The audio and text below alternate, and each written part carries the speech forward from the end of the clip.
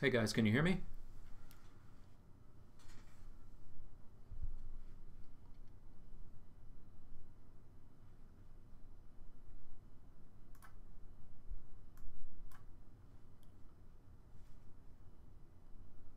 Cannot. Okay.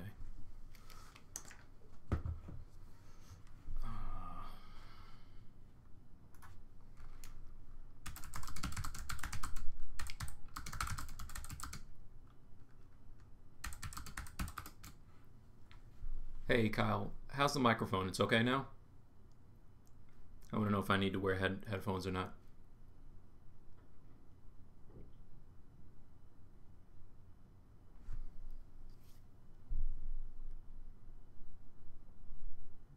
Working fine? Awesome. Okay. Nice. Okay. So I'll just kind of hang out until it's time to start. What's up, Dark and Grim? What's up, Brian Life? How you doing, man? I'll talk to you in a minute.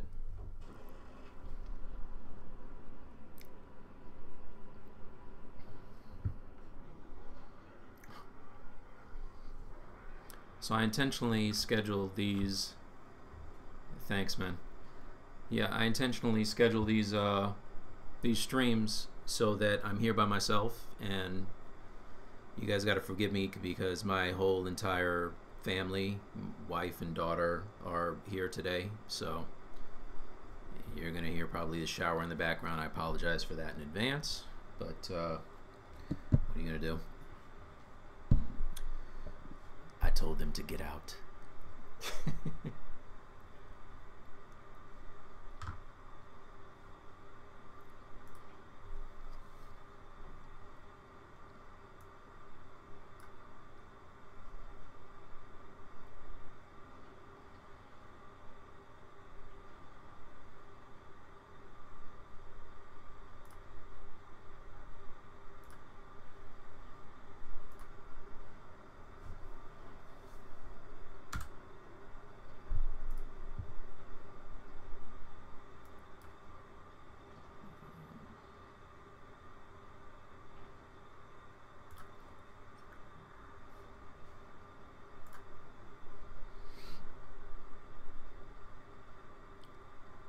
You know, technically one should be in school right now and the other should be like out, so what are you gonna do?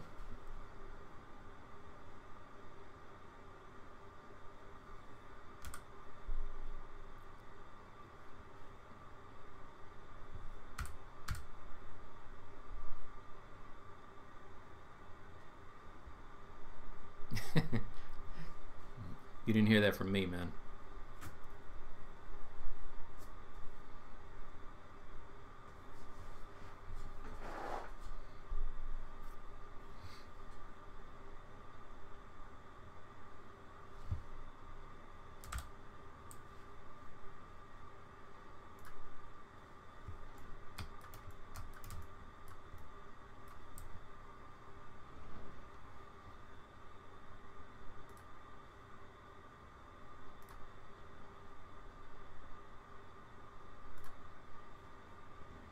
Have I seen? Oh man, yeah, Kingsley. I just saw it. It's dope.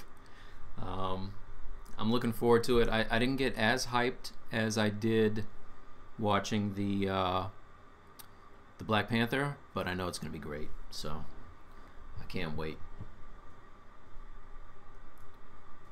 What'd you guys think?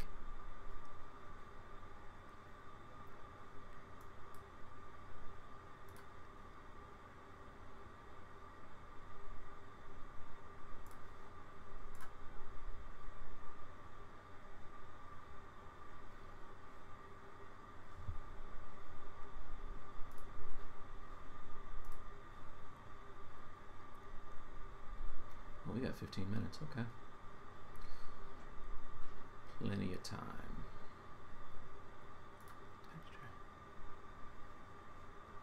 Yeah. Yeah, me too. I wasn't expecting Black Panther. I mean, you kind of know what to expect for the Avengers.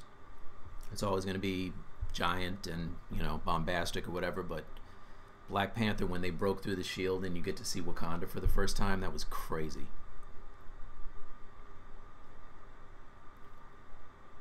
Oh, Dark and Grim, you haven't seen it yet? Yeah, no, it's on now. You probably got like enough time to watch it and still watch this. It's pretty short.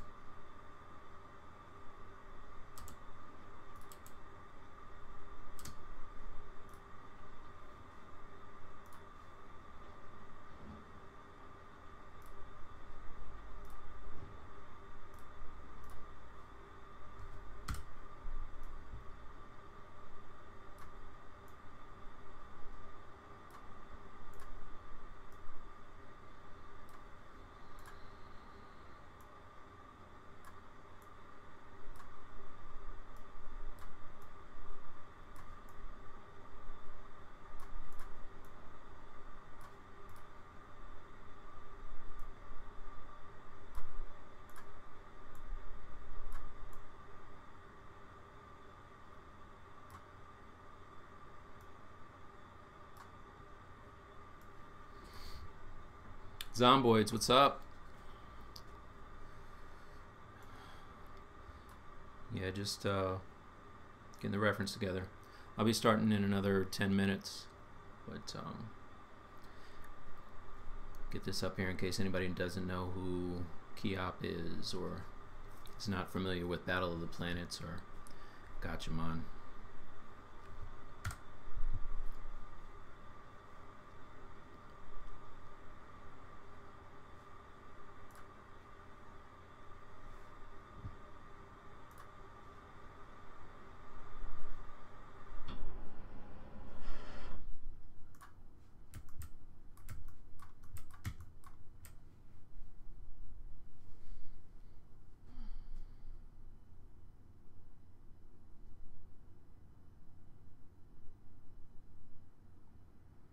Off to NZ on Monday?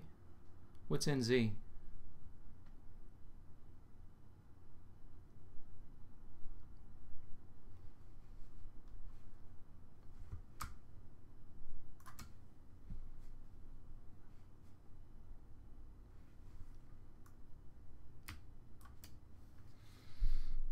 This light here.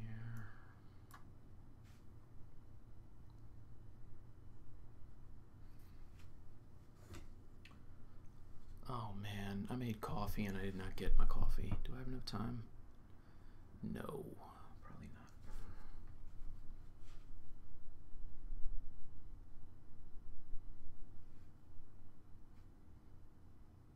Oh, New Zealand. Okay. Cool.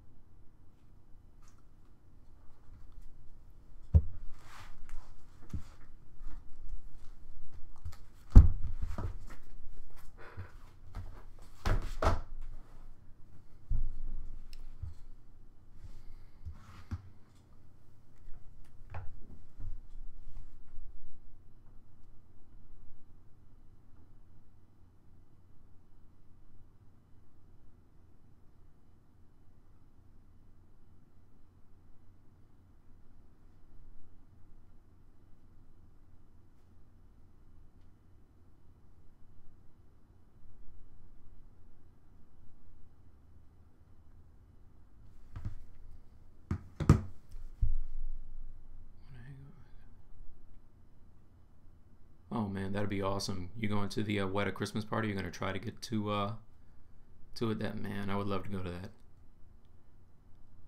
Yeah, that's dope, man. Good luck.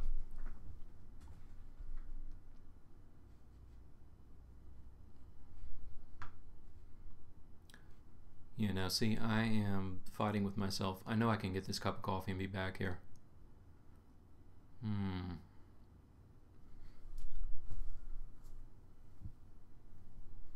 Let's see.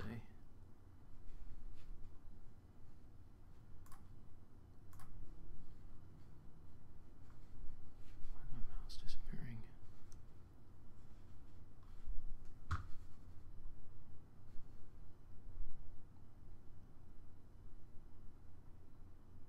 Yeah, okay. All right, give me 2 minutes. I'll be right back.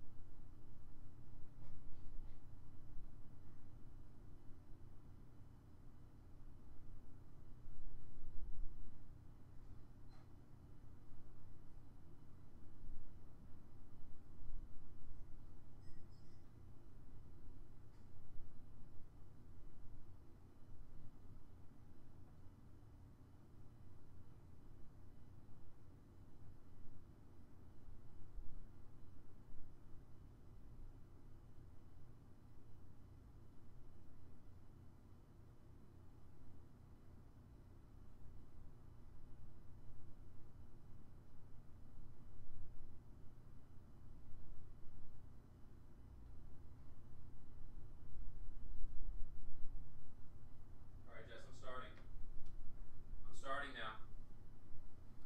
Thanks.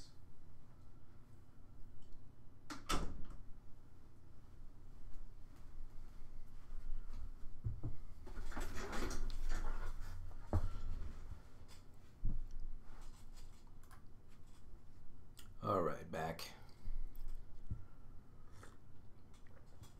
Cheers.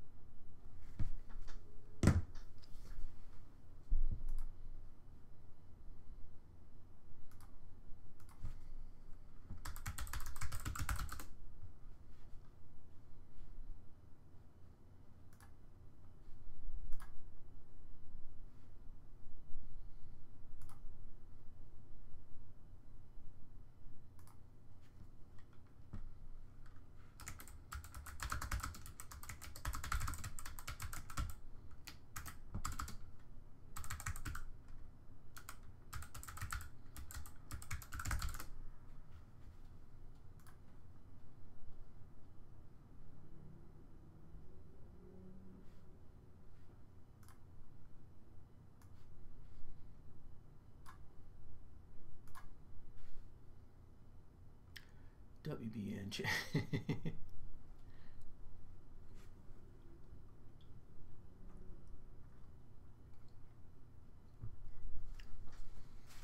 12:57. Man, what is time going backwards now? I'm ready to get this thing started.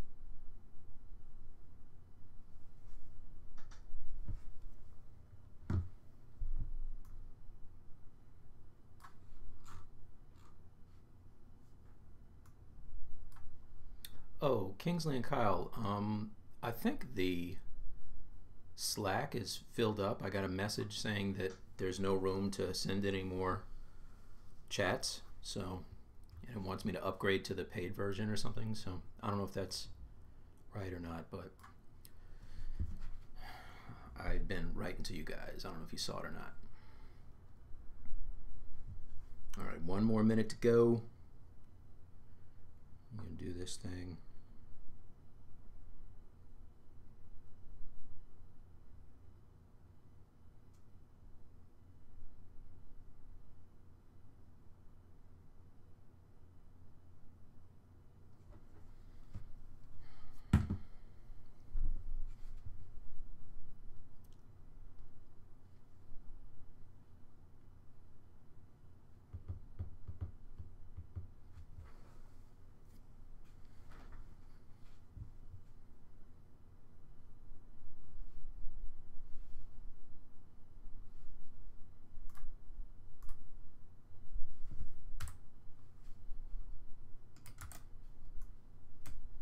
All right, 1 o'clock. Let's get started. Hey guys, this is Mike Thompson. I am going to, first of all, very happy to be here. Thanks for dropping in to check out the stream. And Pixelogic, Kyle, Kingsley, thanks for putting me on. Glad to be here and ready to get started on this thing. So if you were here last week, or not last week, my last show, then you saw that I'm working on a piece for Battle of the Planets, or Gachamon in Japan, and the guys kind of look like this. They have the bird helmets and the capes and stuff like that. I already started, I already did a piece with Princess, and decided it'd be pretty cool to work on the other characters while I'm in here, and then paint over them and all that good stuff. So I started Key-Op last session, and I got about this far, which was kind of blocking in the pose and figuring out the proportions. He is the youngest guy on the team, and if at any time anybody can't hear me or my mic is not that great, let me know. But yeah, he's the youngest guy on the team, and they're all like late teenagers. I think he might be 15, so I wanted him to be small and kind of gangly because that's the way he looks. But this is where I left off last time. Over the couple weeks that I wasn't broadcasting, I kind of tweaked the pose a little bit. So if I just make a copy here so you can see the original, the new one looks like this. Oh, but he has legs and hands. Let me turn all that stuff on. I chopped all that off because it's covered by boots, but you can see I kind of just went in and played with proportions a little bit, kind of pushed the pose so he's a little closer to the ground and a little more dynamic, put him up on his fingertips as opposed to his palm of his hand to make it feel a little more, you know, like he's in the moment. And if I go to my higher resolution, you can see that, you know, I'm starting to get the forms now. The musculature is kind of there, and I went ahead and made some boots and gloves for him. These are all just blocked out. They're going to have a lot more detail than this, but you can see that it's starting to come along. He worked on his expression a little bit too. So what I'll be doing today is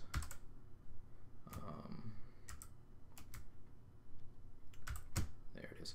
Okay, so what I'm going to be doing today is I'm going to be working on tightening up his voice volume just a little low. Okay, well that's, my mic is pretty far away. Let me know if this sounds any better. I pushed it away from me. What's up, Thon, by the way? So yeah, today I'm going to be working on his gear a little bit. I started it the other day. I'm going to show you how I did it, but pretty simple stuff. Made a belt for him. I had the G-Force logo that I put on there, and the thing that I'm going to be showing you today, if I turn on my princess, is that, well, not the bass. Let me turn the bass off. All right. So if we turn on princess, we can see that, you know, the helmet is pretty hard surfacey, and you can see how detailed her gloves are and her boots. Right, a lot of wrinkles and everything. That's not marvelous. That's all sculpted in here. The cape and the cape and the skirt were done in marvelous, but not any of the other parts. So I'm going to be doing all of Keop, you know, the drapey stuff here in ZBrush, as well as the hard surface, you know, helmet, and you know, and the belt part was made in here as well. So I just took her belt buckle and, you know, copied it, brought it over, and made it his as well. And I started blocking out his helmet, which is this. So you can see I made a little insert detail and set a boolean for it, and this is all ZModeler. So I'm going to make this again. In fact, I'll get started now, but you can just, you know, you can see if I turn it down, turn off the dynamic subdivision rather, it gets real blocky. Same thing with the inside, that does as well, and the visor, right? That's all super blocky. And if I turn off the booleans, you don't see those hatch lines. It's a little easier to see it. All right, so, and you can see those are the inserts that I used for the vents, and I'm going to do that all over again right now. Hey, Monstradominerd. I'm going to be butchering a lot of names today, by the way, because I am not good at online names, so I apologize in advance. What's up, Paka? And just off the top, full disclosure, I have beef, serious beef with Joe. I was up all night watching Ask ZBrush. I got the brilliant idea to watch Ask ZBrush on my Apple TV, and just planned to watch a couple, and I ended up staying up until almost 4 in the morning watching them. So I'm a little tired. That's what this coffee is for. So let's get started. All right, so this is kind of what I had. The other thing to let you know is I am sculpting all out of symmetry for all of these pieces, and it probably makes a lot more sense to sculpt, you know, the A pose and then pose him later on. But for these guys, you know, the pose kind of informs the sculpt for me, and I wanted to push myself too. I did that for Princess, and I'm going to do it for, you know, I'm doing it for Keop, and I'll be doing it for the other characters as well. So, you know, I'm you know, sculpting everything twice essentially, but it's all right because it feels a little more natural, and it is a challenge. So all right, let's go back to the helmet. All right, so I'm going to make this again, but I just want to show you that if I turn on my reference, He has a helmet that's close to Princess's. This is hers down in the lower left-hand corner, which is covered by my picture. So let me move that. Not a good look. All right, let's put that over here. Okay, and make it a little bigger. Move it down. All right, so oops, and move this out of the way. All right, so you can see on her helmet, it's kind of got a duck look, a mallard a little bit, or swan rather. I think she's supposed to be the swan. His is a little thinner in the front as far as the visor is concerned, and it's not quite as you know, techie looking. It looks almost like a motorcycle helmet. So that's kind of the look that I'm going for with this one. So let's make it. I'm going to move this guy out of the way and then put this up here. Make sure you guys can see it. Yep. All right, and then let's turn off that finished helmet and let's get started. So this is how I do all my stuff. I did a Thanos where I made his helmet the same way in ZModeler. I'm not you know, trained in 3D. I've only been really messing around with ZBrush for the past 5 years, 4 years, 5 years. So I'm just starting to learn Maya right now, but it really took ZModeler coming out in order for me to really learn a lot of things other than just sculpting. I'm an illustrator, so I mean, those kind of make sense together, but as far as the figuring out the Z-axis, it always kind of threw me for a loop. But I'm going to shut up now and get started. All right, so I just have a simple Q sphere here, just the default sphere, and in fact what I did, let's delete this. I just took a duplicate of this, made a duplicate of this layer. I have solo turned on here, and then I have on my custom setup, I have the Z modeler, I'm sorry, the primitives, not the primitives, the initialized stuff set up down here. So the Q cube, Q sphere, Q cylinder, it's all, I use it a lot, so I just have it bound to the bottom of my screen here. All right, so we have this. I am going to do a little poly grouping and show you how this helmet is made. So the first thing I'm going to do is to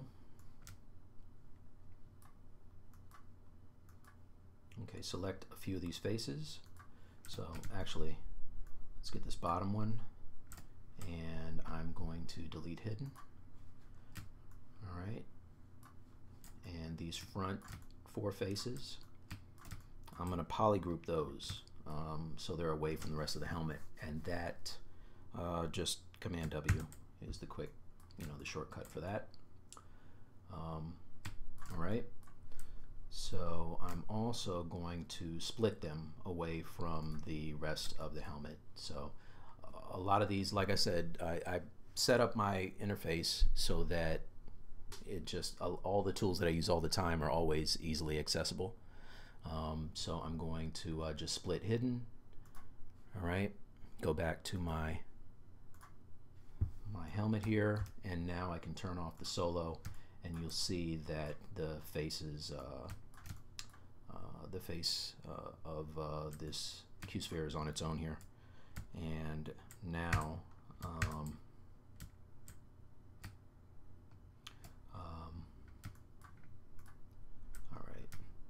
so now I'm just going to take my gizmo, go to the, where is it? Okay, sometimes it shoots off to the side there. All right, so got my gizmo, just going to grab this by the front here and swing that up. That's going to eventually be my, my visor, right? But for now, I'm going to go back to the helmet. Okay, and let's give this a little bit of thickness. so I can see what I'm doing here. Go grab my Z modeler tool, go to Q mesh and select polygroup all. Just give it some thickness. All right. So now it's starting to look like a helmet.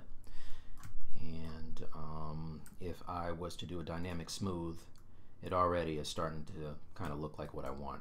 His helmet is easy. Like when I get to Mark and Tiny and those other guys, there's a little more intricate. In fact, Princess's was a little more difficult as well, but Keyop is pretty easy joint. Okay, so let's put a few holding lines in here, just so that it doesn't become paper thin when I do a dynamic subdivision. So I just have insert my single edge loop, and I'm going to kind of pull a couple holding lines. And now you can see that it has thickness that, you know, doesn't get really thin when I'm doing dynamic subdivision. So if you guys have any questions, just let me know. I can definitely just reading over these. Okay, all right. Yeah, so let's see. Now, before I start to get into sculpting the real shape of the helmet, what I want to do is get that padding for the inside of it to protect his head. So what I'll do with that is just isolate the inside. Actually, I always do this. I'm just going to duplicate this entire thing. All right, so let's call this one, I'm going to rename it Shell, and duplicate it. Okay, and this is going to be padding. All right, so select just the inside. Let's solo it out and delete hidden. Okay, and now I'm just going to Q mesh that in. Okay, it's going to be thick because that's the padding. If I turn off solo, you can see that it starts to look like what it's going to be. All right, and I want it to be kind of soft, so if I hit dynamic here, it gets really thin. So I'll just put in some holding lines, but they're not going to be really close to the edge. Right, the inside doesn't matter because it's going to be pressed up against the plastic. All right, so there's that. Turn off solo. Let's do dynamic on this one. Okay, now it's starting to look a little better. Let's go back to this. And if I look at, now I'm going to get rid of Princess's reference here. Let's move this over here and bring up Keyop. Just something that I can see as helmet. I think that's pretty good. You know what? I have this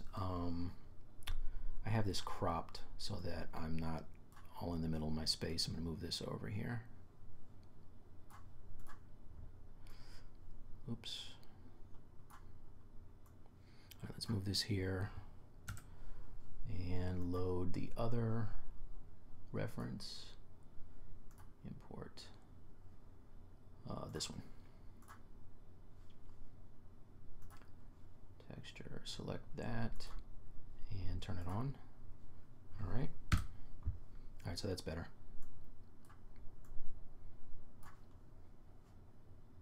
Let's move this over. All right.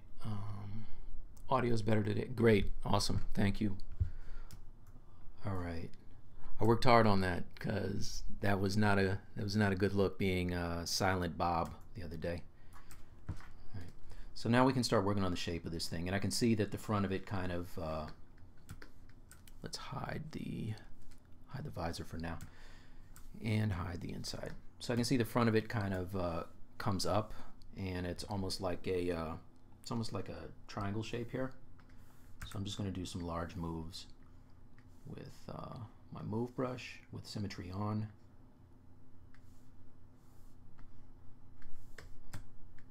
Okay. Look at it from the side and just start to shape it a little bit.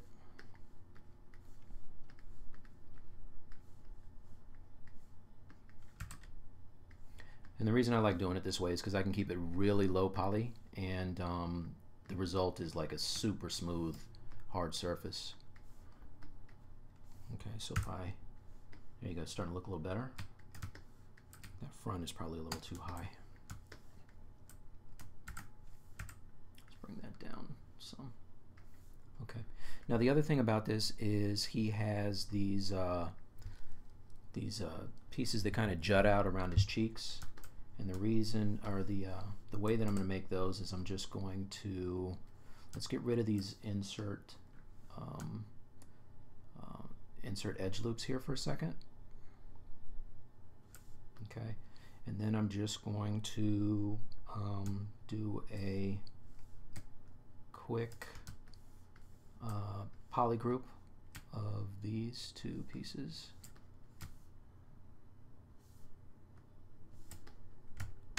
Okay, and then I'm going to extrude these out. Actually,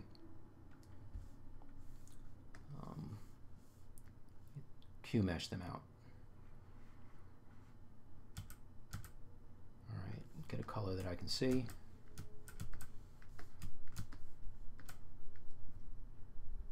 And now I got to add my edge loops back, or else it's going to get paper thin. So just insert one here, and I like doing that better than creasing because I don't want a razor sharp edge. I'm probably going to bevel it, to be honest with you. So let's see what that looks like. It's not too shabby. Add an edge loop here so I can round it out a little bit.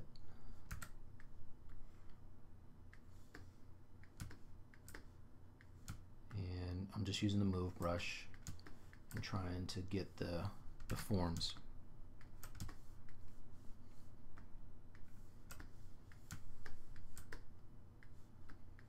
Pull this up a little bit here.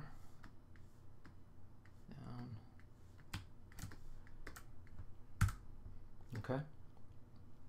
So that's pretty good. He has a pretty sharp transition where it meets the front edge of the helmet. So that means I'm going to have to put a couple more edge loops. Let me see if you guys have any questions here. Why do you do the inside first and then alter the outside? Yeah, okay. Yeah, the inside was easy. You know what I mean? Like, it's just going to be a pad, and I'm going to go and make it look like, you know, like headphone stuff anyway, so it doesn't have to be all that detailed. All right, so let's put a couple holding lines here. Just one here and one here.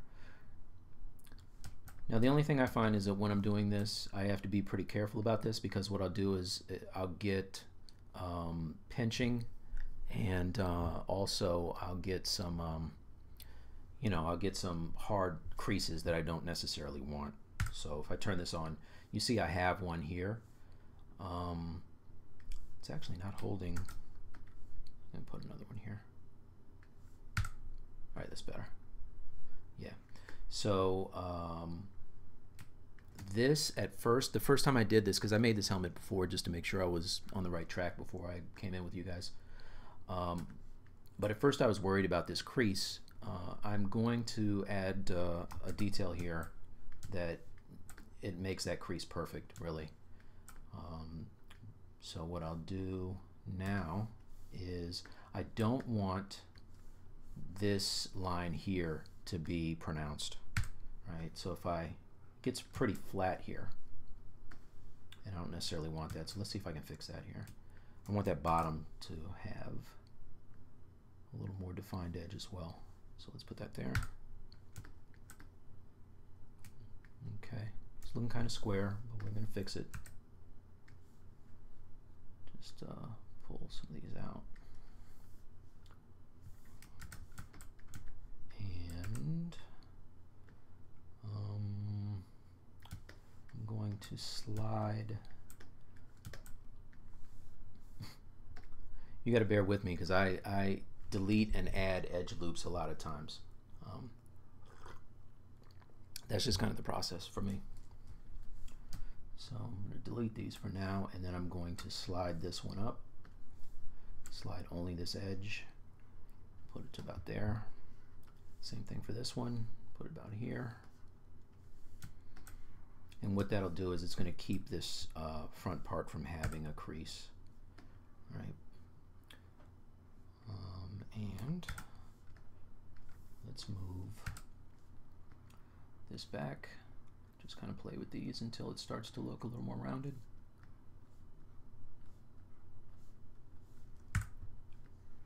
All right, so it's getting there. And that's too flat on the side, so I want to kind of pull out these. And I'm just using the move brush. Maybe pull in these a little bit.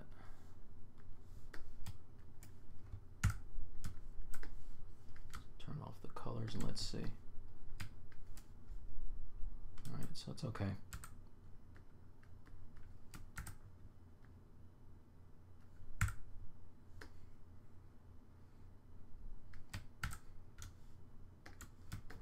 Okay, the other thing too is I'm seeing a line when I turn off my poly grouping. In smooth, there's a line here that I don't love. So I can fix that by just deleting this one. Oh, I have a slide on.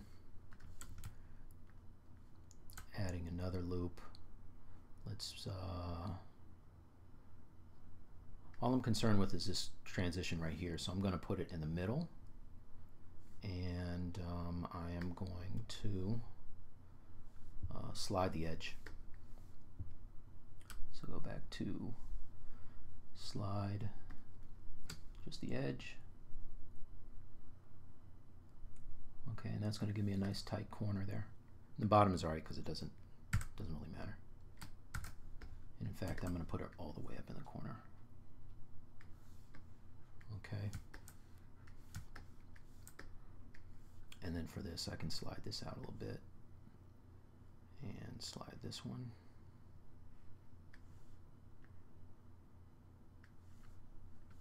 Okay. All right, so a little bit of puckering going on there, but I can fix it later. All right, so starting to get there.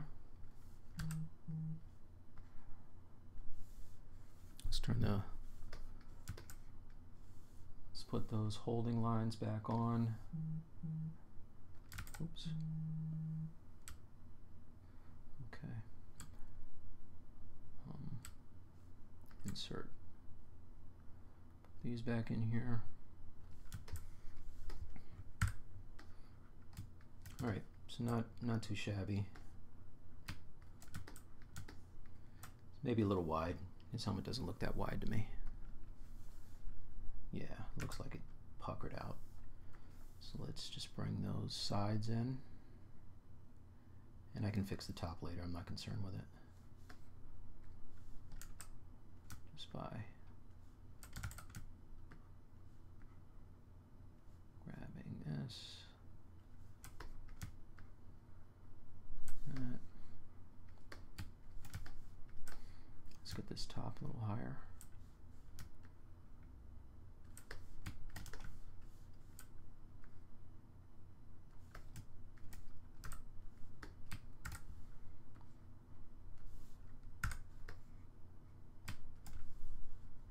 And bring in the corners a little bit.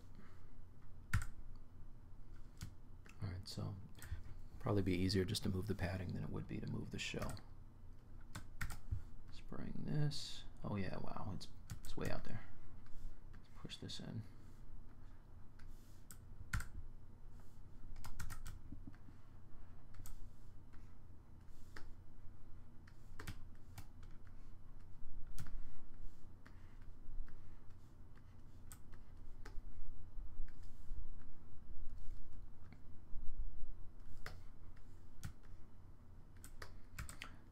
Now I can tell you already what's going to happen. There's a lot of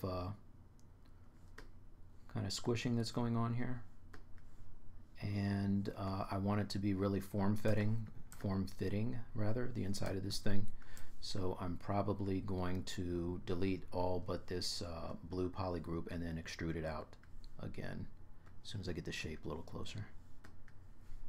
Add a edge loop.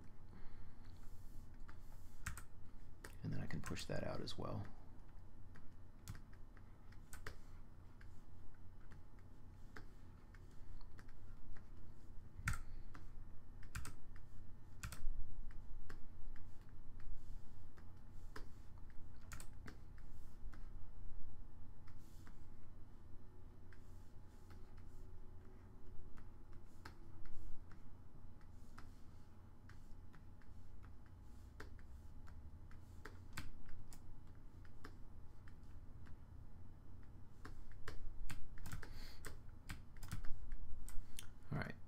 And I want that to peek out from the bottom a little bit. Okay, so let's get these pieces on the side. And I'm going to do that the same way I did the shell. But you can see, like, it's starting to get wonky here, so I'm going to get rid of everything but the blue part. Let's delete hidden. Solo it. I'm going to flip the normals, kind of fix the shape.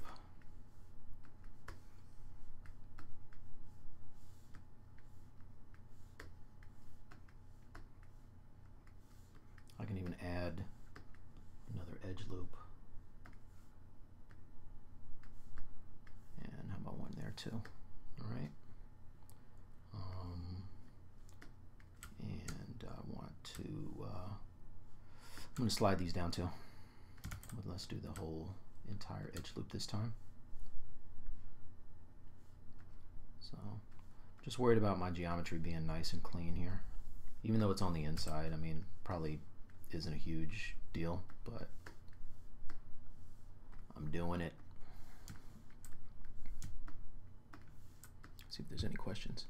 Hey Mike, watched the first part and found the Ninja Turtles.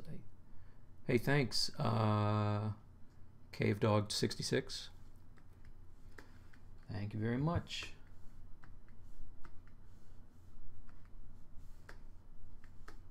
All right, so now if I turn off solo, you can see that I need to fill up this gap that's between the helmet and the edge here. So I'll just Q mesh it out. Switch back to my Q or Z modeling tool. Pull it out. See what we're looking at.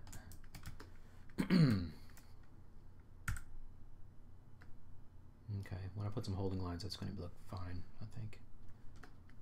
But first, just kind of get that shape a little better. And pull these up.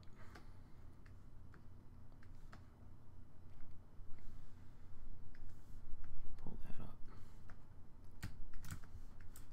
All right, switch back to low poly. Let's grab these two pieces right here and polygroup them. And then we're going to do the same thing I did with the outside, which is just extrude it on out. Or Q mesh it, sorry. Q mesh it out.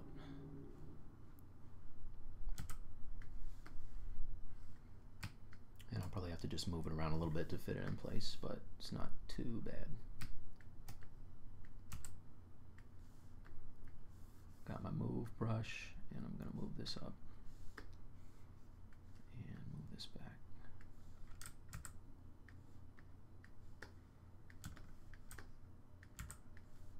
Just get it so that it fits in here.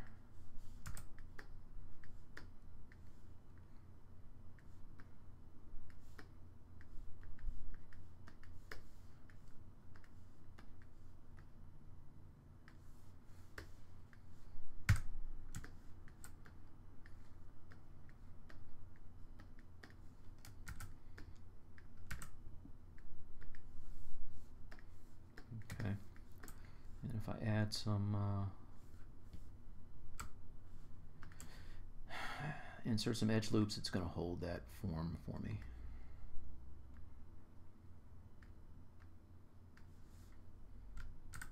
Like that. And also I want to hold the thickness, so let's put a couple here. I want it to be soft on the outside, so I'm not going to get too close to the edge. Alright, there's that. And now with the move brush, I can get the shape exactly how I want it.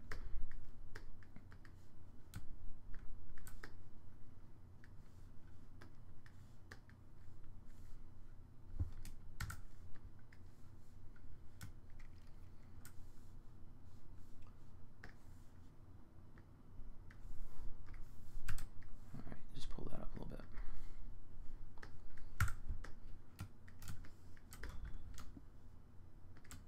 Okay, so that's kind of the shape I want, and I can soften it up later to make it look like the headphone plastic.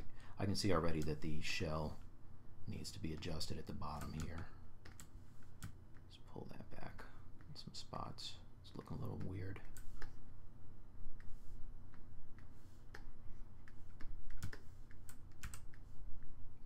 Up. Maybe back a little bit. All right. Now, by doing that, I kind of messed up my edge loop here. So I'm going to fix it because I'm going to need this actually. And I'll show you why. Right after I have a sip of coffee.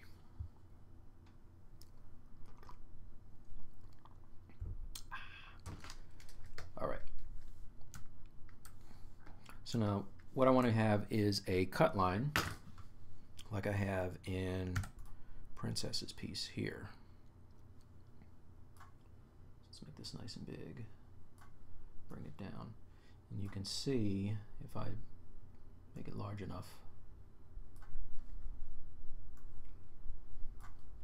you can see that she's got like these cut lines in here that are nice and clean. All I did was just make some edge loops, polygroup them, and extract them inwards. If I Q mesh, it did some weird geometry stuff, so I'm not going to do that. But I'll turn just turn this down. Keep this one big so we can see it. And actually put this one over here, like so. All right. For modeling ZBrush. Okay, cool. Yeah, no, I like ZModeler too, you guys, as you can see. All right, so now let's do a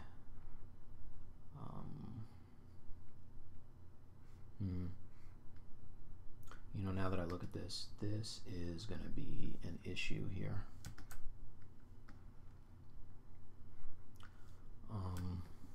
Let me fix something real quick.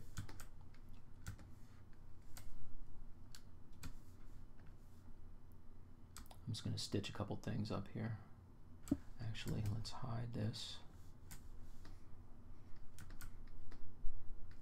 This is going to be a problem. So I'm going to stitch it.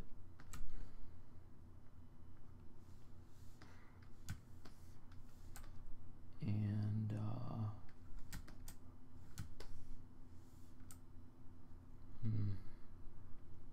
stitch that.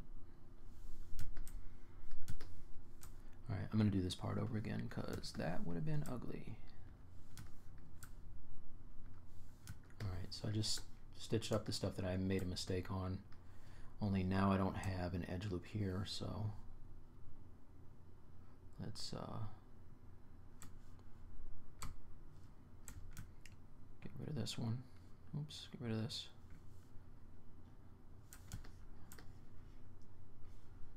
Okay. And let's see what this looks like.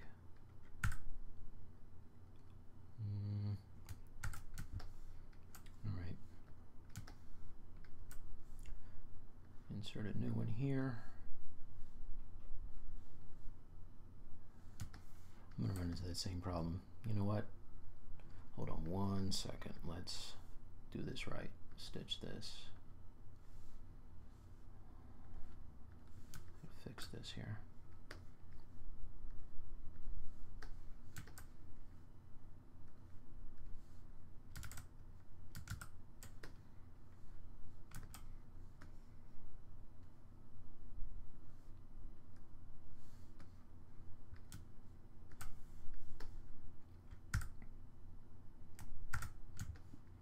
Okay, now I think I can do what I want to do.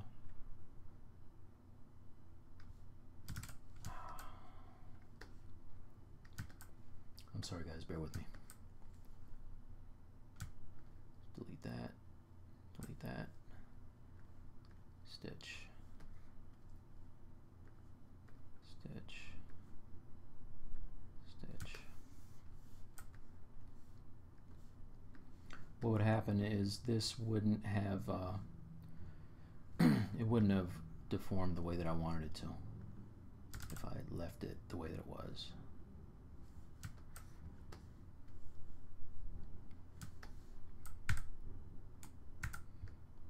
Alright, so now I can make, yeah, that's much better. Yeah, that'll do. And I want to now polygroup this loop. So polygroup by polyloop. Select on it. Okay, this is going to be my inset. And I want it to only affect the outside. So if I select that, that's actually the only part that I do want to inset. All right, so now I can use my extrude rather, by polygroup and push that in a little bit.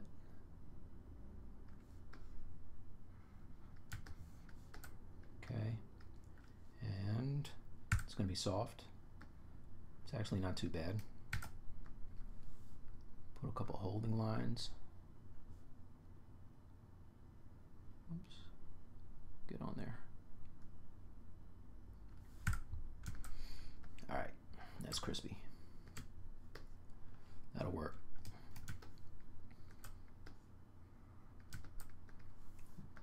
Turn on everything else. Okay, I can see that my inside got pushed out of position when I deleted those loops, so I'm just going to move that back with the move. Real easy. Actually, I still have ZBrush on. Just move that back into position.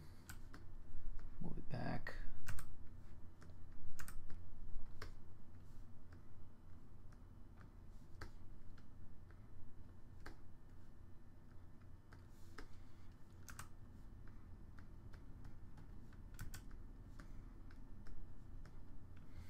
Anybody have any questions for measures? We only have the option to use transpose.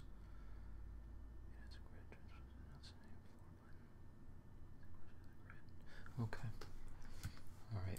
If you guys have any questions about anything, just hit me up if I'm moving too fast or something doesn't look like it makes sense.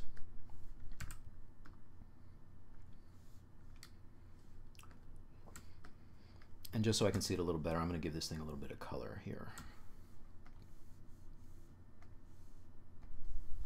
There you go. So now I can see the padding and I can tell if it's poking through. You know, what I'm seeing now on the front of this shell is that I lost my edge on the on the front, so I need to fix that.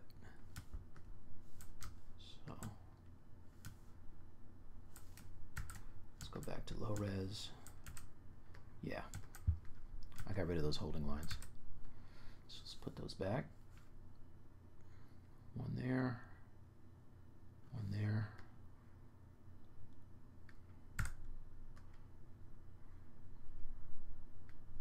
Okay.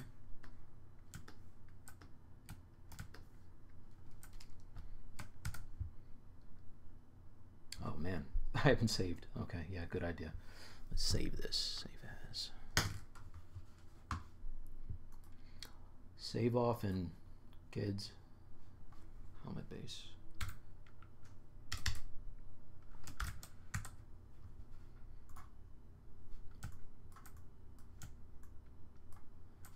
Okay.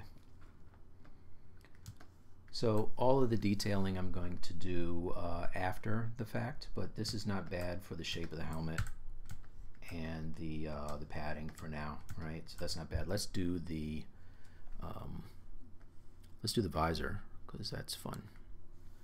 All right, so this is our visor, and if you remember, this was just the front of the polysphere, and basically now I can shape it into the position. So I'm just going to grab move, make sure I have the right thing selected, and it really helps that this is super low poly right now, because what I can do is just kind of stretch it out, move these points back,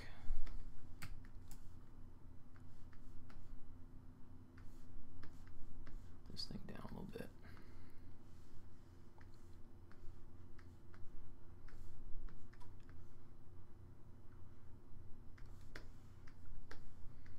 I'm going to turn on double so I can see what I'm doing.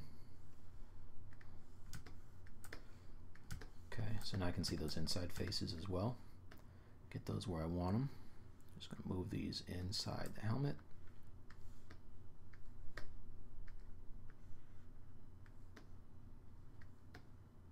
Okay, don't worry about the fact that it looks ugly right now. It'll look better.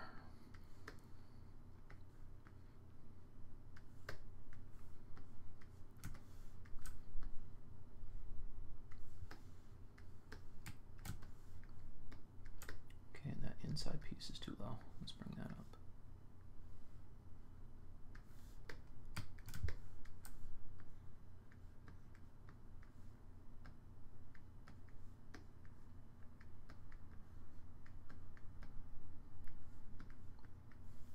Okay, let's solo it out. And now I want to get some more faces. So I'm just going to grab ZModeler, add a couple of insert edges, and now I can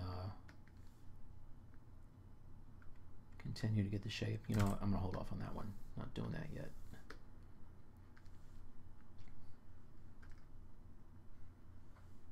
Oops.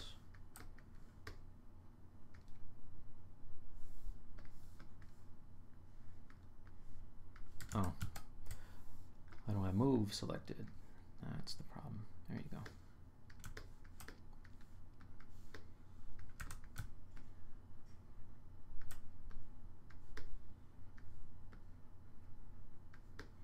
Okay, starting to get that visor shape a little bit.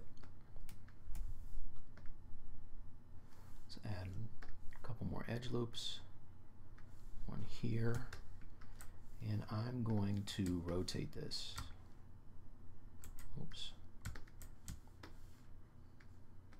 So I'm just masking out that loop, going to my gizmo, and I just want it to be a little more forward. Do the same thing with this one. Invert selection, center up on it, come to the bottom, just rotate it.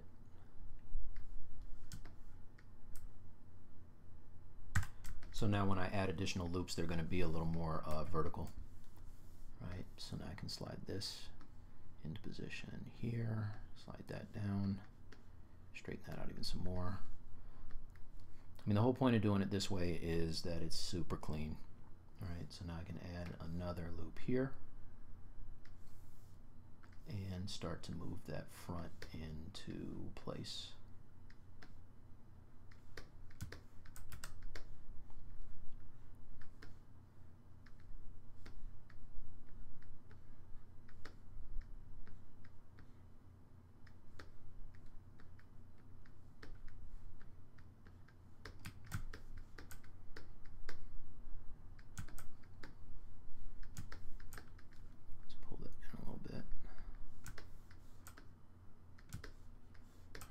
so now if we give it some thickness, we can see what we're working with here.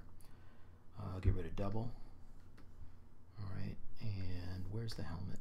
Helmet's there. All right, I want to Q-mesh it inward, so I'm just going to flip these normals. Grab my Z modeler and go to Q-mesh and extrude inward. Give it some thickness. And I can already see that I need to pull this back a little bit, soften that up some, get that rounded duckbill shape.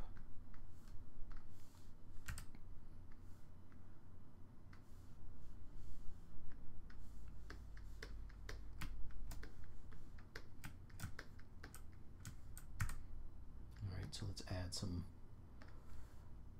lines so that this thing kind of keeps its shape there and there. Actually, you know what? I'm going to do it that way. I'm going to I'm going to Q-mesh out the this loop of polys right here. Then it's going to give me the edges that I want. So just let's Q-mesh this out just a little, like that. Now if I add a line here, that back is going to stay in place, and see what happens to the front. Yeah, that's not bad. All right, so I know the shape is a little more pronounced. We can always fix that now that we have the basic shape of it here.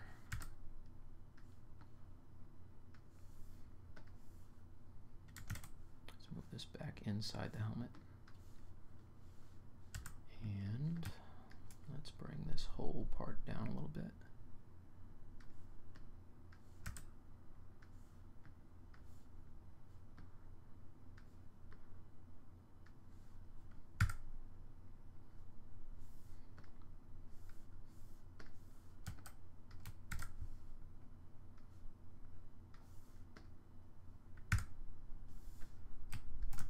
Okay.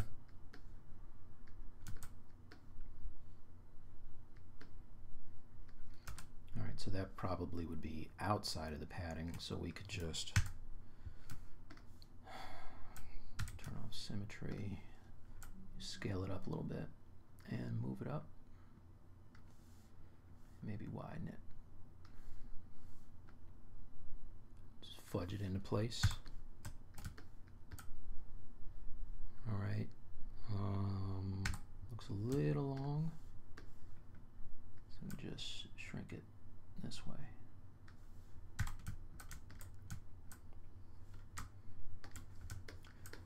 All right, how am I doing on time? Wow, it's almost 2 o'clock already. Okay, let's see, any questions? Sweet.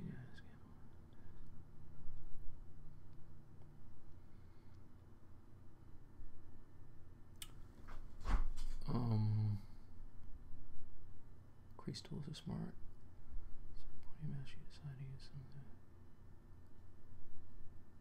Yeah, you know what? You're right.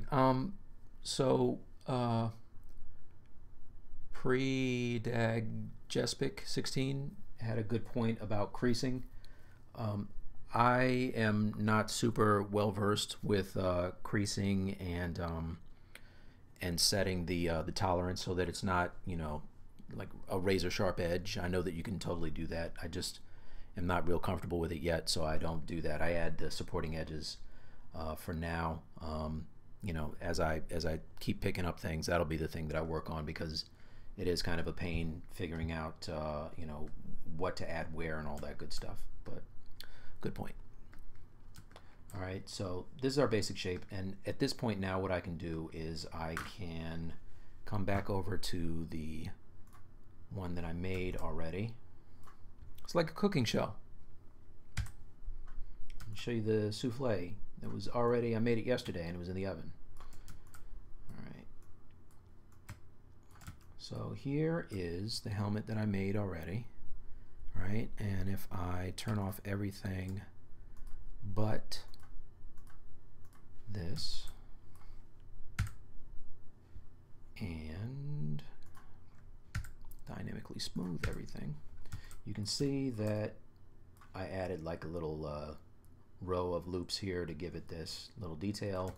You can see the inside of the padding, and that oh, that's how I solved that problem. All right, so I had that that cut line extend all the way to the front, which is a whole lot easier. So, you know, best laid plans. All right, and then I used the antenna that I made for Princess on him, and if I turn off dynamic, you can see it's very simple. All right, I just added some loops and shaped it, but when you put on the dynamic smoothing, it looks like a helmet. I mean, like a antenna, right? And added a little lip to the front of this thing. So yesterday I made a, let's turn on solo. I made these things, which are little air vents. And if you look on Princess, this one, her helmet, move this down. This is all cut into the mesh itself, right? So this was all done by a whole lot of trial and error, and you can see that that's physical geometry that was put in there, and it looks good, but it took a whole lot of doing so that I didn't have all of these crazy creases in places that I didn't want. You know, thank goodness now we have the live booleans, because you can do a whole lot of things that you couldn't do in 4R7. So if I hide this, you can see I just made these kind of cutouts, and I set them to be a negative boolean. And if we turn on the helmet, let's go back to the helmet. Okay, so here's the helmet without them, and then when we turn them on, here it is with them. Hey, but not turned on. So if you turn on live boolean, here it is with them, right? Super clean, easy peasy. So I can go in and add as many little, you know, extra things as I want to now, and make this really kind of just jump off. And it's non-destructive, so if I want to move these later, I totally can. But I like them, so I'm going to keep them. All right, so if you guys want to know how to do this and you don't know, I'm sure most of you do, just watch Joe Drust's videos, and Paul has some really nice ones too on live booleans. All right, so at this point what I can do, let's get into the fun part, which is detailing. This is the part that I really enjoy. I did for Princess, if I turn her on, like that's the best part, you know, you get the major forms figured out and the anatomy so that it doesn't suck, and then you can start, you know, just making these cool fabric areas. And if you're just joining, the cape and the skirt were made in Marvelous, and the boots and the gloves and the blouse are all done in ZBrush, which is, you know, the standard brush, right? So that's what we're going to do now. Since last week, what I have done is I made him a little better looking, right? Worked on his anatomy and his pose, and if I turn on the boots, you can see the whole guy, right? I haven't done his fist yet. I kind of just made the fist, but you can see it's still real soft. And if we turn off his helmet, we can't see anything. Let's turn off his visor. How about that? All right, so if you see if I turn off the visor and give him some eyes so he doesn't look so creepy. Okay, he's starting to come together. He has teeth too somewhere. Hey, there. Pay no attention to the skull on the ground. That was for scale. Okay, so the thing about this guy is he's a goofy kid. I think he's maybe like 14 or 15, but he's also some genetic grown in a tube clone, so he makes these weird sounds and chirps and clicks and pops and stuff when he talks. And if we look at our reference, this is what he looks like. All right, so the rest of the team is all, you probably have seen it. If you haven't, like, I'm an old dude, so I grew up and this stuff was on. But you know, they're all kind of like 17, 18, and this kid is, I think, like 14 or 15, something like that. Okay, everybody get it? All right, long story, whole lot of talking. So we look at the guy. I made a belt for him, which was super easy. I just did a curved tube strap, wrapped around his waist, turned down the geometry super low, and extruded it. So if we cut off the live boolean and turn off dynamic, like this is with a subdivision, it actually was lower than this, right? I like to keep everything really low until I don't, and then it's, you know, really clean. So belt, gave it a little bit of a bump out on the edge, and I took my belt buckle that was also made in, let's solo. This belt buckle was also made with ZModeler, and it is, I mean, I love ZModeler. I don't know how many times I have to tell you guys, but it's so crisp. You can just make things really, really crispy, right? So this is, I mean, that's sharp. That's his belt buckle. And if you turn it on, he's starting to come together, right? Starting to look a little bit more like a guy.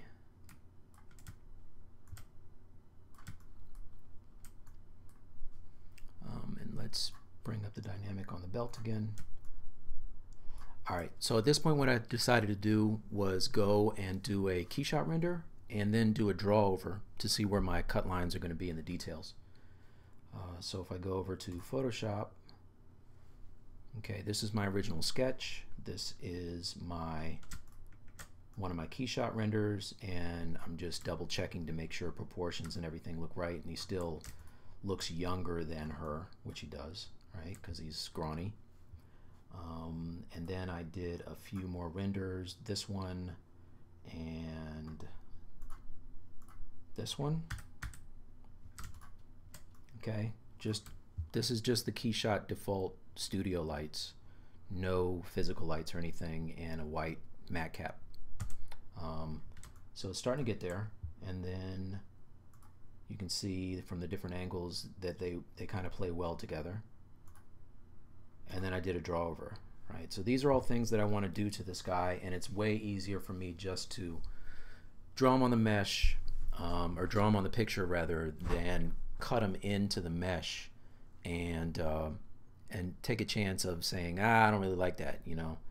I'm gonna make a morph target when I do all this, just because I know at some point I'll do something I don't like.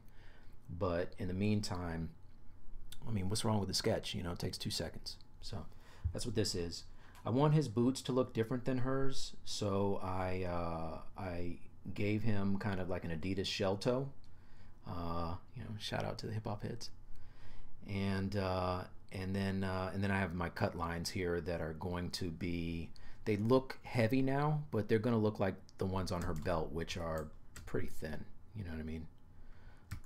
All right, so that's that. You can see I drew this in here before I made the live boolean thing, so I'm going to figure out this detail on his helmet and get to the detailing right after I have a sip of coffee.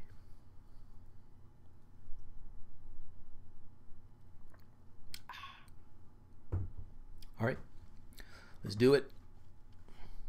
Questions first. I have the patience to make clothes, tweak, simulate. Do you decimate simulation? Okay, so you guys are talking about marvelous stuff.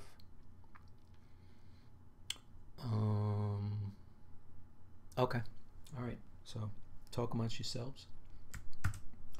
I'm gonna go back in here, and let's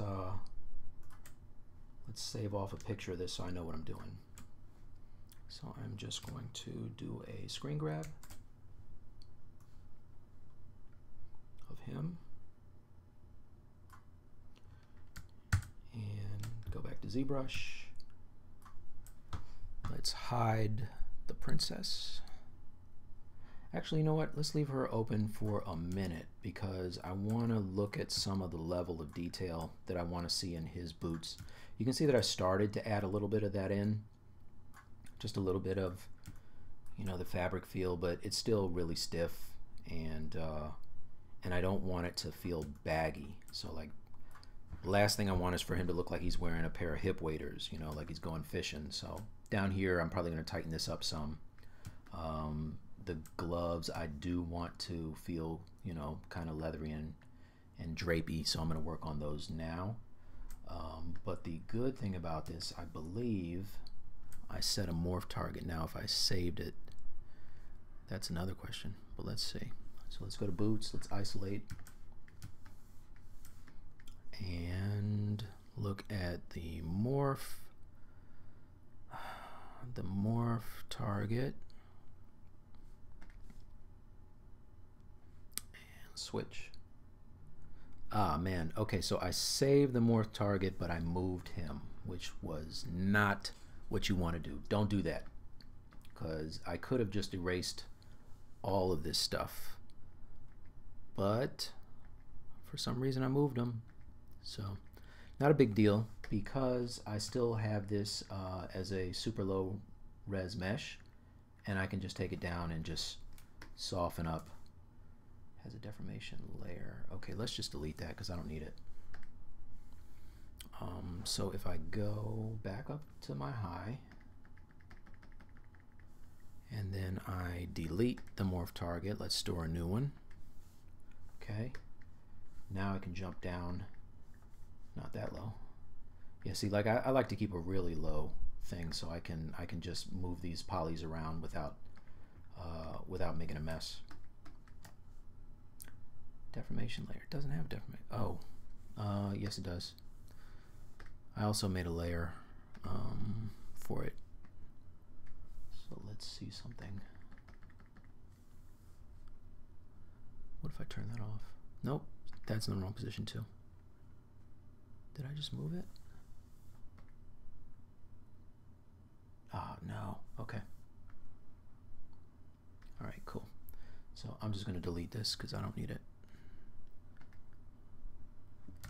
Delete, not make a new one. All right, cool. Oh no.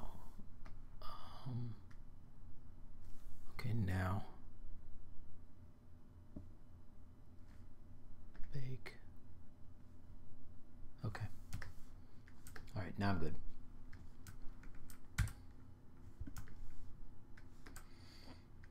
All right, so it's just feeling a little baggy in this part, so oh no.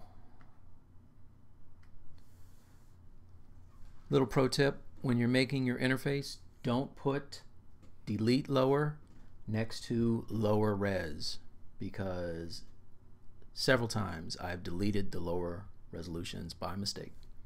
I don't know why I have it there. I don't like that button at all, so I'm going to move it later, but let's just jump down a little bit and soften this. Go up.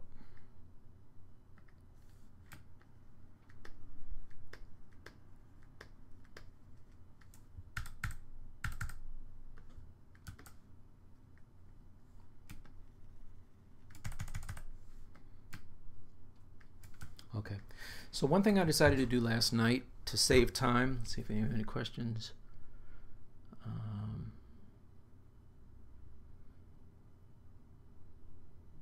Okay. One thing I thought would be cool to do is make some curved brushes, or cloth brushes. So I did one with a curve, like I assigned a curve to it, and I'll show you these. So if I go to brush and go to my mic chisel, oh, first let me show you this thing. This is pretty cool. Originally for Princess, I'm saying this like I made it up. I didn't make this up. Everybody else has done this a million times. I think it's cool because I haven't done this before. But for her, I made the logo that's on her chest and on her cape, and the way that I got it to fit, I I use the Z modeler. The way that I got it to fit so nicely onto these areas is I use the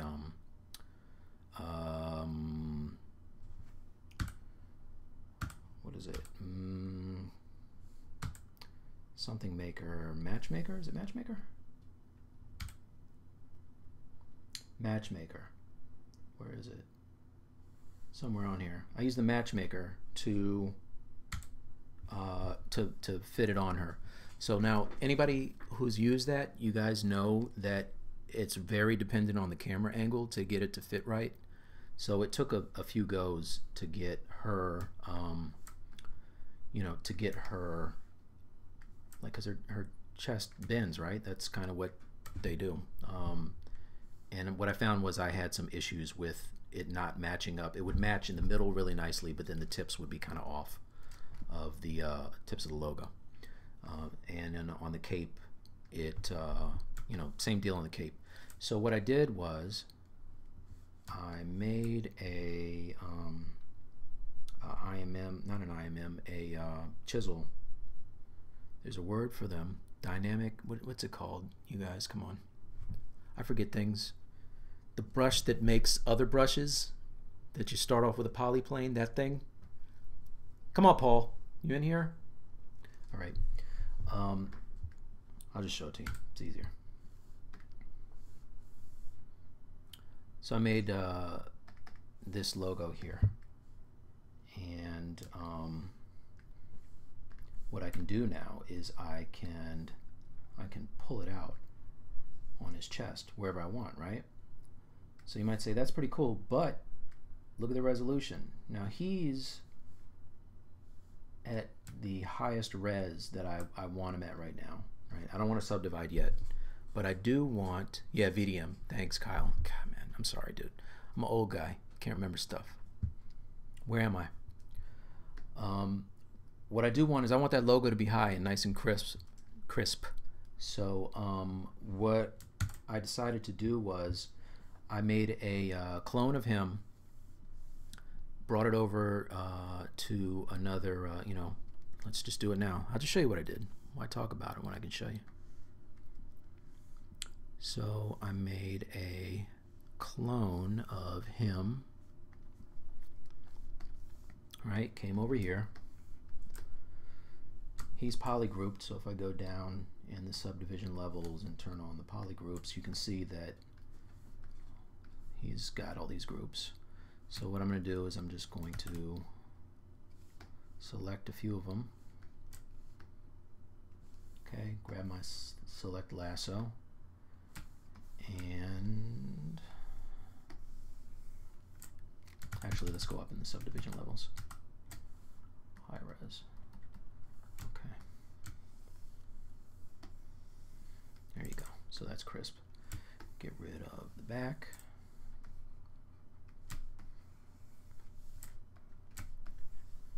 Alright, that's really all I need. So I can delete everything else. But first I have to get rid of the subdivision levels. So delete lower, delete hidden. Okay, now this is still pretty low res. I can divide it up a few times and it's still low.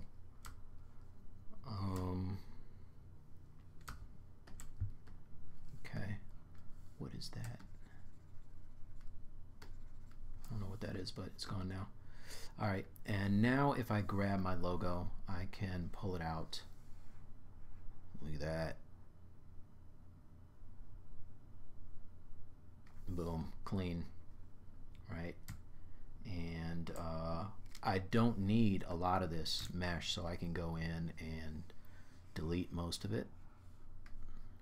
Not like that. Well, let's see. Okay, delete hidden. Actually, delete lower. Delete hidden. Okay, so now I ran into this issue when I was doing Spider-Gwen, which I don't know if you saw that or not, but she's got the webbing on her biceps, and I did it kind of the same way, only not with a VDM brush. But what happened was these edges here, even though they should match technically to the same mesh as Keop, they stick out a little bit. So I just kind of got around that by grabbing my damn standard and just carving in around it.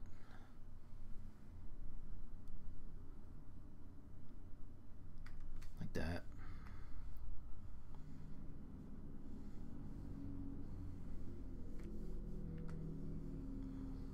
Okay, and then just trimming it some more.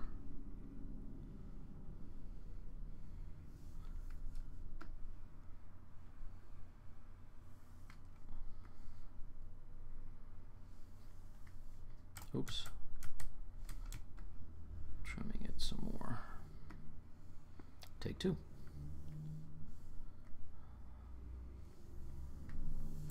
All right, and I don't need any of that other stuff, so I'm just going to delete it. Okay, now I can copy this, come back over to this guy, and paste. Okay, and there's my logo, and it's like really clean and low res, right? Lower than it would have been if I had to divide him up 1,000 times to get it as sharp as I want.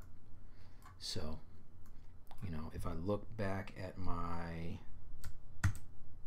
drawing, it's starting to get there. So how much time do I have? Let's see. What time is it? It is... Okay, not too bad.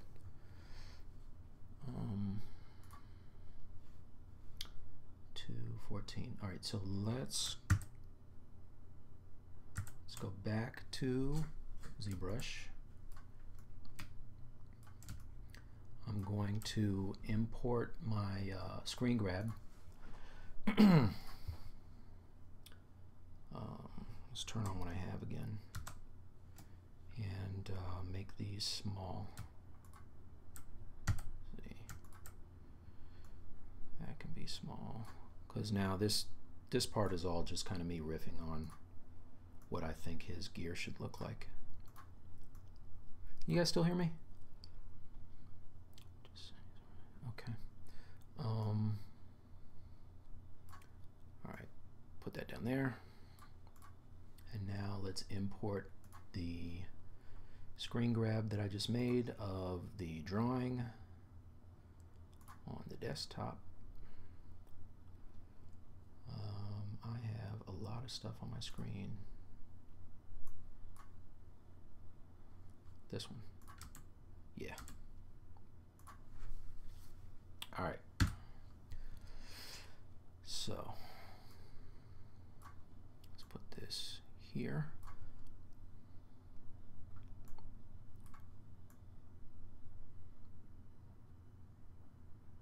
Shrink it down a little bit. Make sure you guys can see it. Yeah, you can.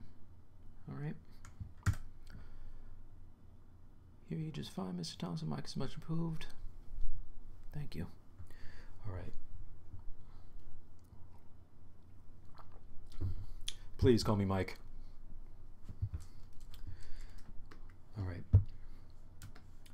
So now I can isolate his, what do you want to start with? You want to do the cut lines, the boots? What do we do first? You know what, let me show you the boots. So let's grab the boots, solo, and let's get them looking a little better. Now you can see I took the damn standard with my lazy mouse and just kind of sketched out the beginnings of these forms. All right, so that helps because I can see that this back piece is going to have some detailing, and I'm going to use my Z modeler to you know, to get the sole, which is pretty much the same way that I do all of my feet. But in the meantime, let me show you how I get one of these creases as far as the two pieces of leather kind of butting up against each other. So little FYI, I have done a lot of stuff as far as I've done a lot of bad stuff. I'm gonna be honest with you guys. I'm a bad guy.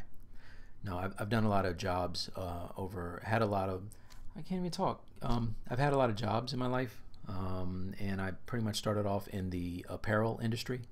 So I used to design t-shirts and clothing and stuff like that. So when it comes to cut lines and knowing how, you know, clothing can engineer together, I have you know, a better appreciation for it, and that's why I try to incorporate it into the piece. If it doesn't really make sense, I don't want to put it in there. So that being said, I'll just show you how I get the line like I had it on Princess's boot. So let's grab the damn standard. Let's just isolate this boot so I don't have to see everything else.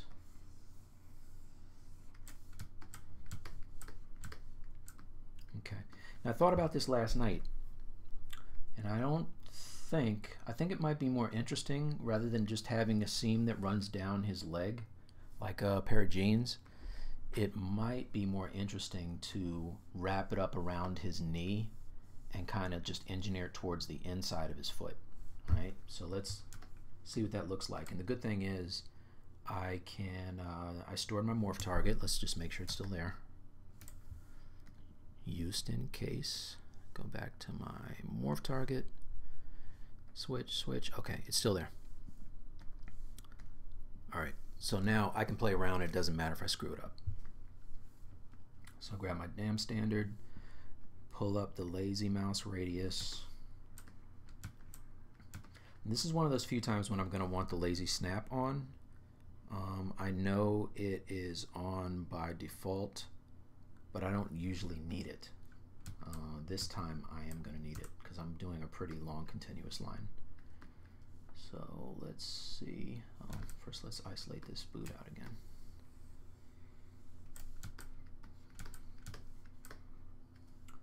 All right.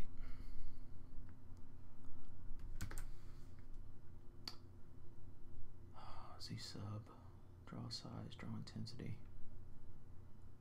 Oh, I have spotlight projection on. I'm going to turn that off. And I probably, let's see, does that work? Yeah, okay. So let's see what this looks like. And if all goes well, it's going to pick up where this other line ended. Yeah, there you go. Okay. And I want that to transition into the heel. So I'll bring it back, like right around there. All right. So let's see what it looks like here.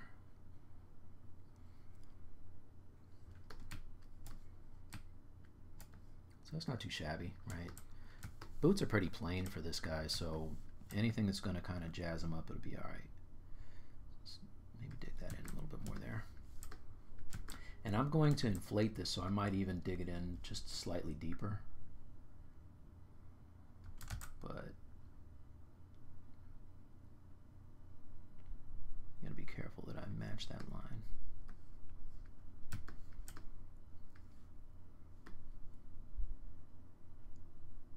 It would have been easier just to repeat the stroke, which is what I normally do, but this boot is really long, so I couldn't do that.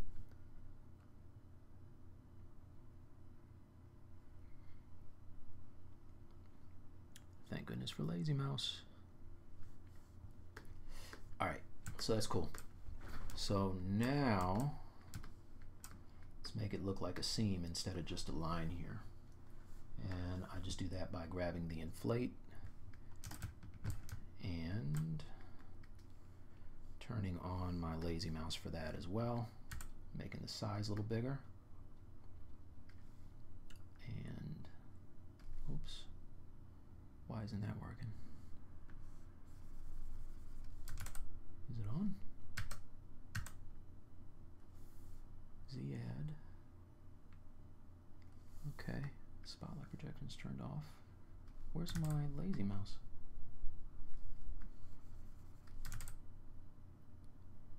Huh.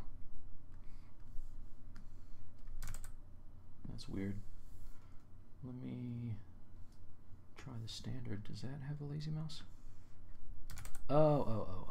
I have got it.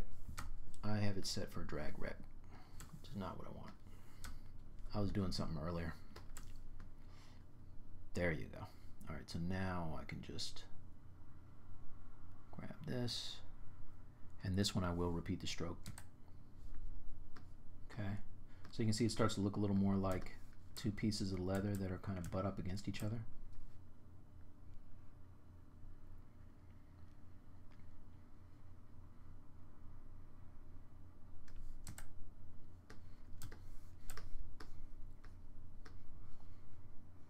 Okay, and stroke is kind of thick. Hold up, let's make this a little smaller. I just want those two pieces to pucker together. I don't want it to really deform the whole area. Yeah, it's better.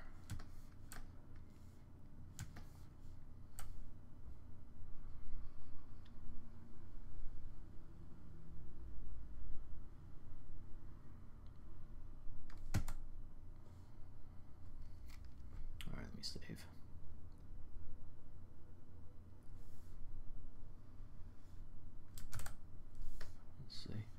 Okay, so it's getting there, but it's not done yet.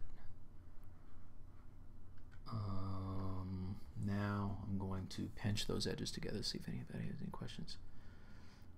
That actually shows using a Cintiq. Yeah, I am. I am using a Cintiq. Cave Dog 66. All right, so turn on lazy mouse for this. Now we're going to pinch these edges together.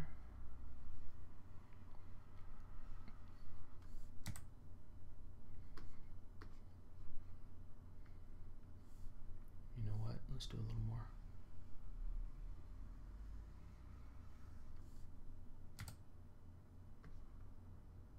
Yeah, that's better.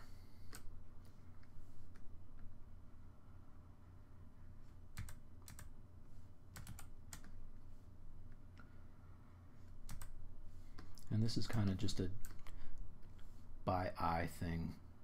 It's easier when you are able to do it all in one stroke and then repeat the stroke, but because it was so long I wasn't able to do that. So that's looking pretty much the way that I want it to. And then sometimes I might smooth it just to see what it looks like, but I want to keep it kind of crisp for now. Alright, so if we turn our guy back on, we can see I'm going to have to make it a little larger, but not larger, but you know, adjust the size of the boot. Just turn on this, turn off my boolean, and let's lower the res, not that low. Let's puff it out a little bit where it's cutting in.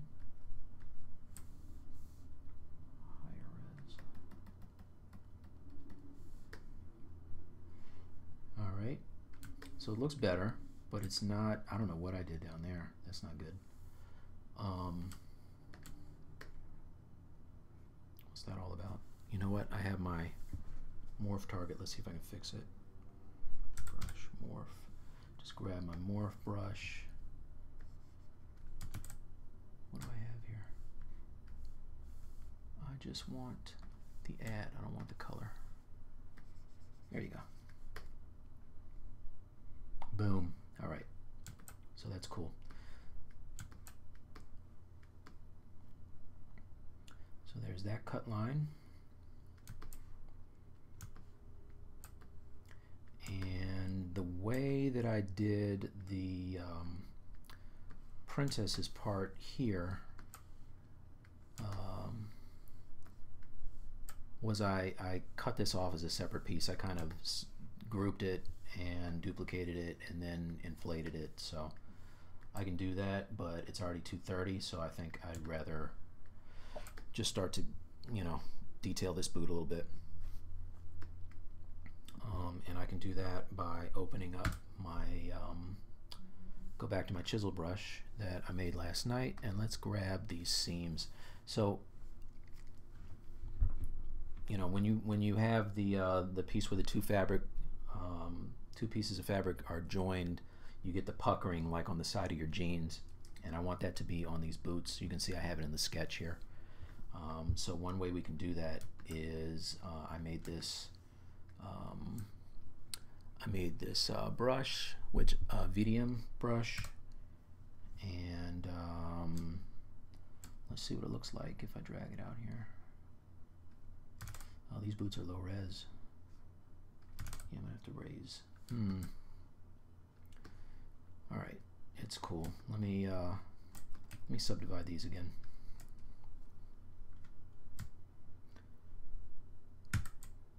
Normally I hate to subdivide until I actually need to, but I can always step down to do the rest of the boots and the gloves.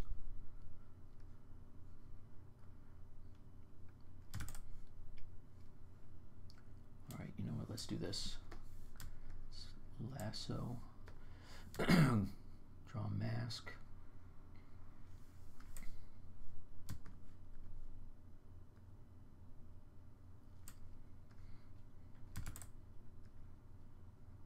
Oops.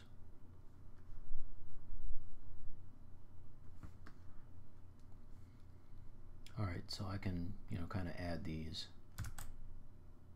to the edge. Getting them in the right place is kind of, I guess I got to be up here. There you go. So then it starts to get that puckering, and it's a nice start as opposed to having to draw these out all one by one. I did do a few different variations in order to make it feel not so stagnant. And then what I'll do at this point is, just smooth some areas, and but I gotta be careful because I don't want to smooth the I don't want to smooth that cut line.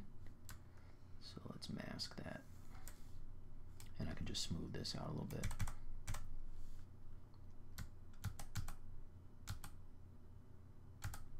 Yeah.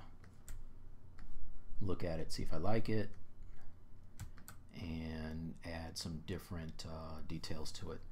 So let's grab this and see what this looks like here.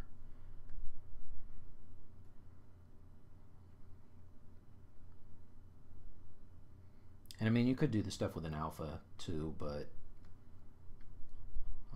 I like playing with the VDM brushes.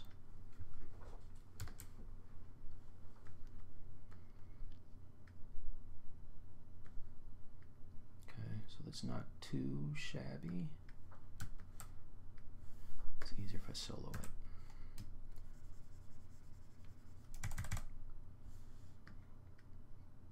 And then if I step down, I can sculpt on it.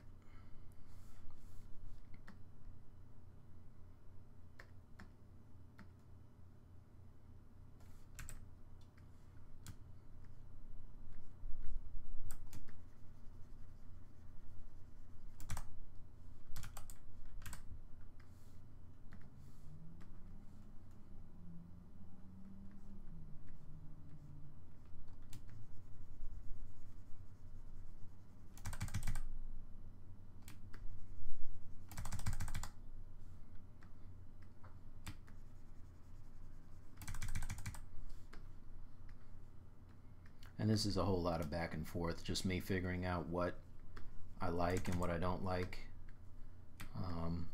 I have friends who can sculpt really fast. Like, there's just one guy who is a really good friend of mine that I hate how fast he can sculpt. I won't name him, but he knows who he is.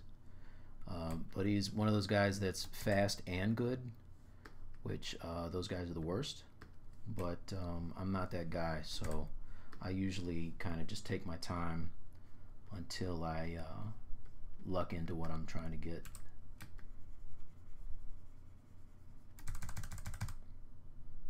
I think it's, not to sound corny, but it's the journey, you know what I mean?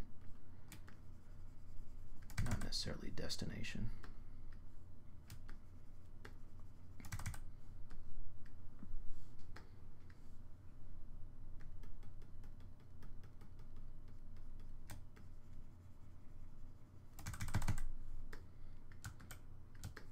And when you hear that clicking, that's me just repeating the stroke on my super obnoxious mechanical keyboard.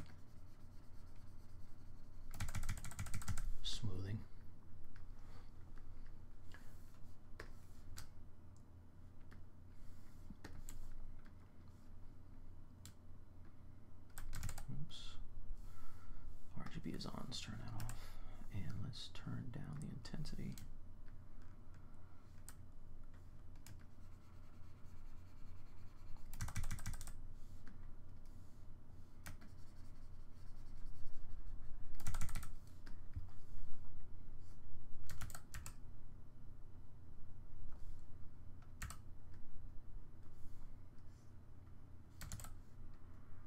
Oh, I can show you this other brush I have while I'm doing this.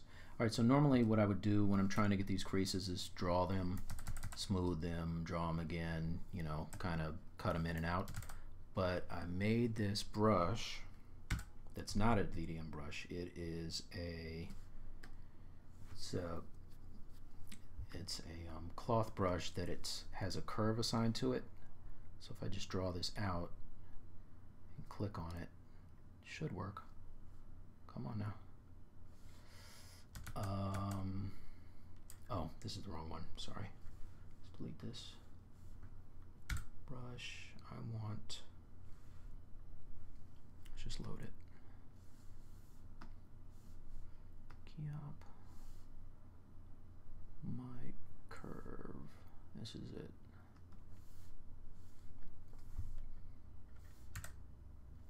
Yeah, so if I just draw this out and then click on it.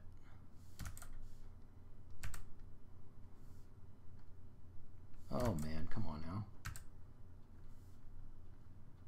There you go. You can see it starts to do what I want it to do. Then I can just delete the guide and smooth it. And I get that nice taper on each end. So I can also cut in with it. Just hold Alt. It's being real finicky about how it's working today. Sometimes if I draw it, I get a better effect. Oh, the intensity's too high. That's what it is. All right, there you go. So I can just draw in a bunch of these.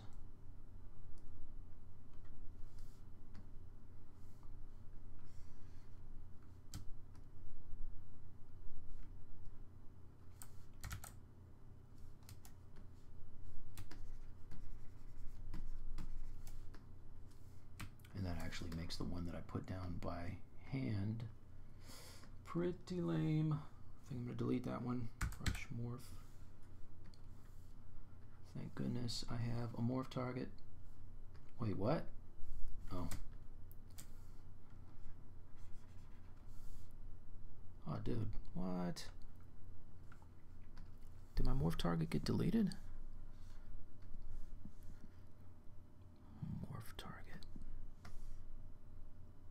No, it's there. Oh, but I can't switch. What is going on here? Brush requires a valid morph target. Why is it doing that? Oh, I added another level of subdivision. Maybe if I go lower. Yeah, there it is. That was a close one. There you go. All right, so that's my bad.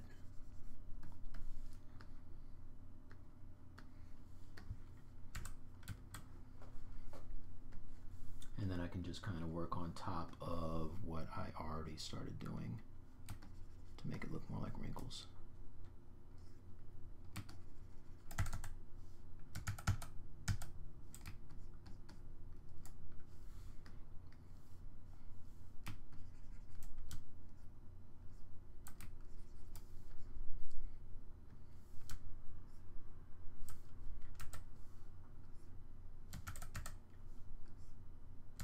It's been quiet today. Anybody have any questions?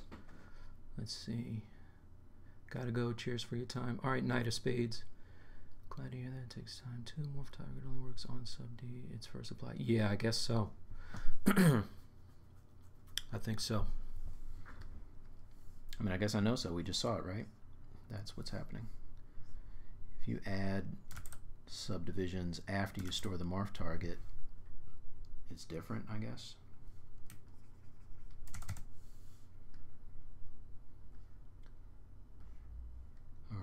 So also I'm I'm working higher than I normally would, and you can see that it's wobbly. Like if I work, this is why I don't add the subdivision level, because I'll use it, and by keeping to the lower sub-D levels, I'm able to get a much cleaner mesh. Right, so I can just sketch these things in here. And because it's low, when I go to the higher sub-D level, it should look nice. Yeah.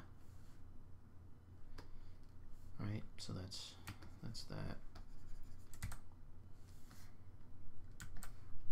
And basically just a whole lot of back and forth is going to give me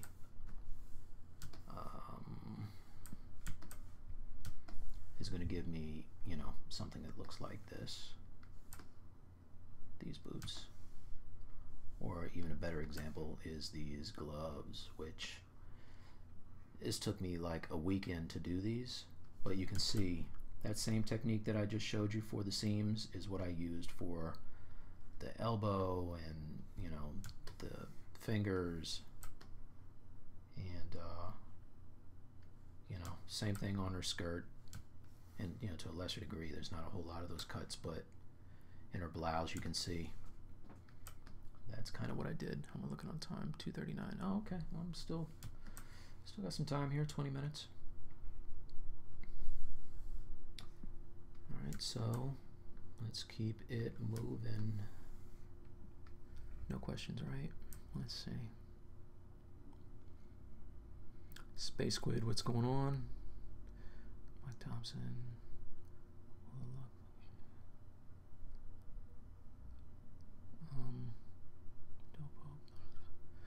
Yeah, I mean, if you guys want these,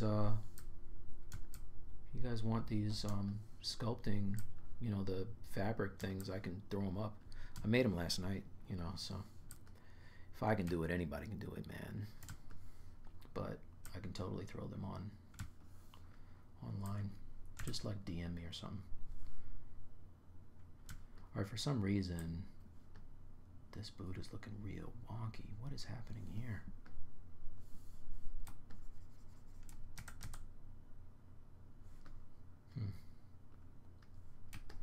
Maybe it was a bad camera angle when I drew the lines.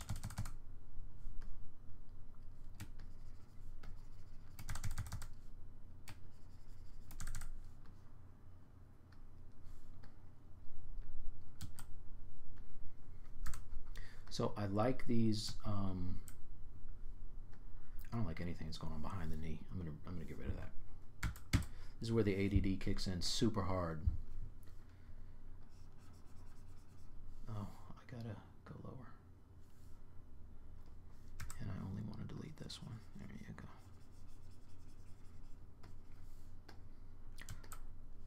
Alright, I'll have arguments with myself over this. Okay. So I kind of like these the puckers up here, but I don't want them this pronounced. So maybe I'll just morph them away a little bit. I don't want to do it too hard. What if I can turn this down really low?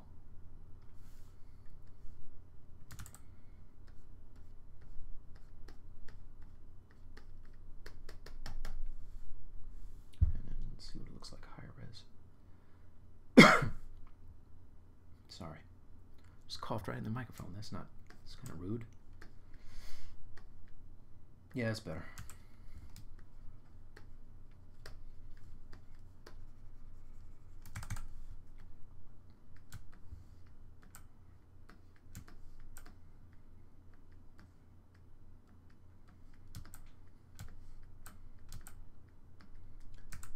Let's see what another one of these VDMs looks like that I made last night.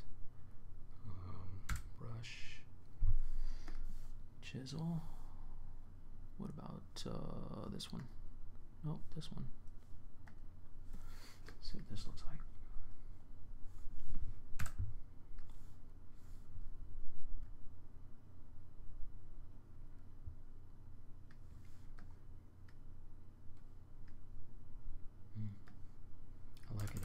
place for it though. Let's see.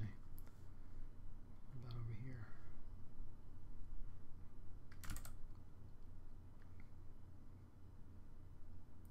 Crazy trial and error.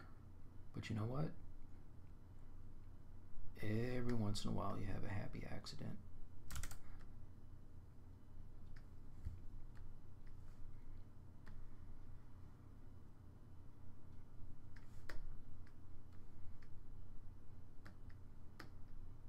I'm not mad at that. All right, let's soften that part a little bit. Okay. Now I'm pretty sure that pushed through the leg, so let's turn on that guy and let's give him some color so we can see what's what. Color fill. Okay. Could have sworn it would have pushed through his leg, but it did not.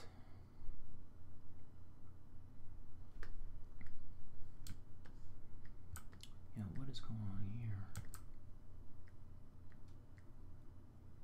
What happened here? Oh, did it go all the way through the mesh? That went all the way through the mesh. This looks like a job for back face masking. Let's turn on back face masking and try it again.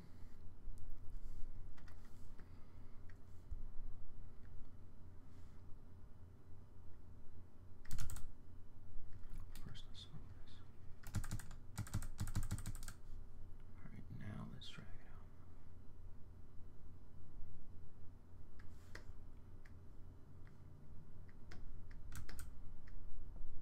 Did it go through? Nope, good. Okay. Let's see what it looks like on this side.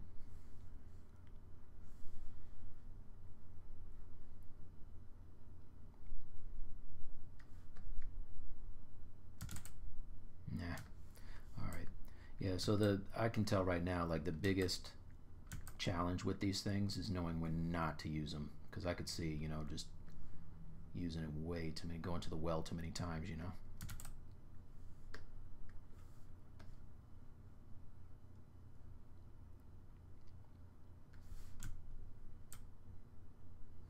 What is that? Oh my gosh, I haven't saved, not once. That is not good. Save. Place.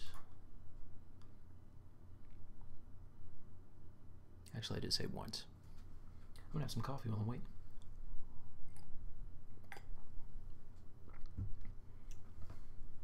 So, does anybody have any questions about anything?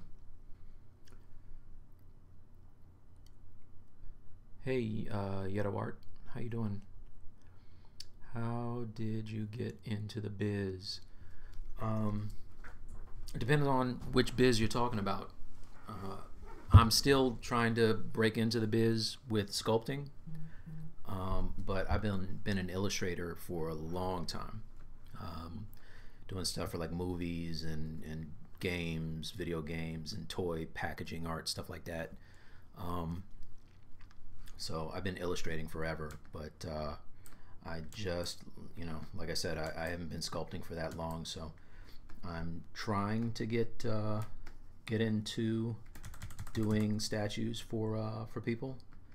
And I was talking to Joe Minna actually not that long ago, because I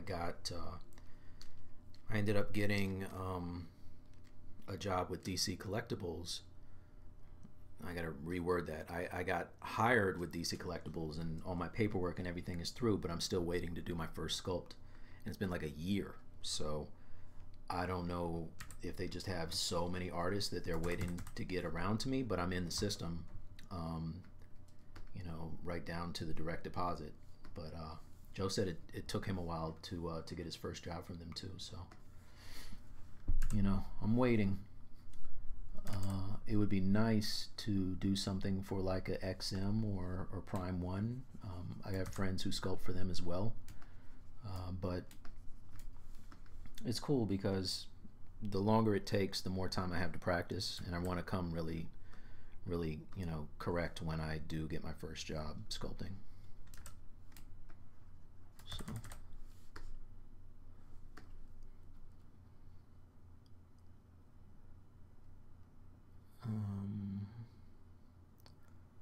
Yeah, I'll take a look at your ArtStation after I get out of here. How'd you get into illustration?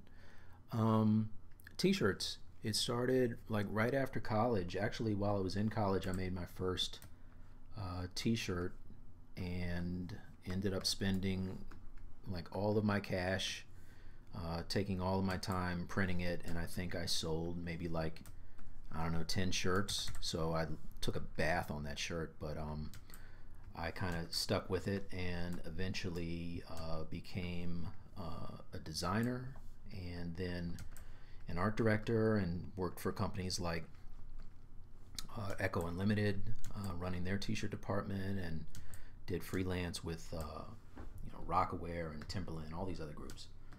But that led to this side is real weird over here. Sorry, I'm just looking. This looks really, I'm gonna have to morph this all out. Yeah, that led to advertising, illustration for magazines, and I did that for a number of years, and that led to like toy packaging and movie stuff. It all kind of snowballed, and even did like a couple of TV commercials. But you know, that was the first half of my life, and now I'm really enjoying sculpting a lot. So I use these sculptures to do paint overs for a lot of my clients now. So I just did a thing for Wacom, and that's going to be coming out soon. But yeah, you know, it all kind of goes together. Yeah, I did. Kyle, Kyle's asking me if I did any physical screen printing myself. You said that's fun stuff? No, that was not fun. I did not like that, pulling screens, man. Because I wasn't good at it. You know, I never flooded the, this is like some nerd t-shirt talk, but you gotta flood the screen with the ink, and then you have to pull it in one, you know, stroke to get it to come out nice. And if you don't do it hard enough, then the print gets screwed up. I was not good at that, man. So I stuck to the designing side and let people who are good at that do that. All right, so I also have some alphas that I bought off of Gumroad that I'm gonna try here. How are we looking? Okay, I got 10 more minutes. All right, so let's look at the alphas. And I apologize, I don't remember the name of the artist I bought them from, but I can look and tell you guys next time. Oh, you know what I want to show you while I'm in here? So for the sculpting, a lot of times, you know, one thing that ZBrush has really kind of helped me out with is my anatomy, because when I would draw, I would kind of guess at anatomy, and that's one thing you can't really do. So it always was, it was close, but it was off. So I got one of these guys, which is amazing. It's Andrew Carr's statue, and I use this like all the time, so you know, I can kind of tell my landmarks and where all the muscles and everything are. This is dope. But I also wanted to show you these books. So I have all of these Buddy Scalera books, but he does the comic, kind of the comic photo reference books. You know, there's a female version, there's the guys, there's, you know, guys and girls. This is men and boys. But this book, I love this. I got this on Amazon not that long ago, and I got both versions. There's a male and a female strength training anatomy book. This guy is dope. It's Frederick DeLavier. I apologize, my wife is leaving. That's my garage door opener that's so loud. But it's just, if you see this on Amazon, you got to pick it up. There's a male version and a female version. It's drawings of the anatomy, but the great thing about it is all the people are in, they're in poses. So you get to see how the compression and the stretching of the muscles and the insertion points, really good stuff. And the last one I have is, I pulled this out. I got this so long ago, you probably can't even buy this now, but it's a 3-book series of facial expressions. And this will tell you how old this is. The guys in here have like straight up afros, and I'm talking about the white guys. And the black guy's hair is so big it doesn't even fit on a page. But this is like from the 70s, the mid 70s. But it's got all different ethnicities. Look at this. This is sweet. So, I don't know. I had these books out because I was using them, and I wanted to share them with you guys. But that's that. Anyway. All right, so you can see these alphas. I only got a couple minutes left, but these are these fabric alphas that I bought off of Gumroad. And I think it was like a pack of 60 of them for like $5. So let's try it out.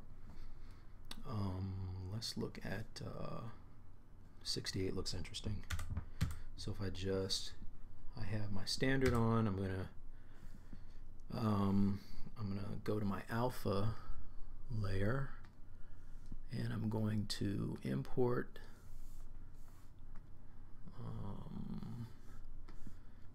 ZBrush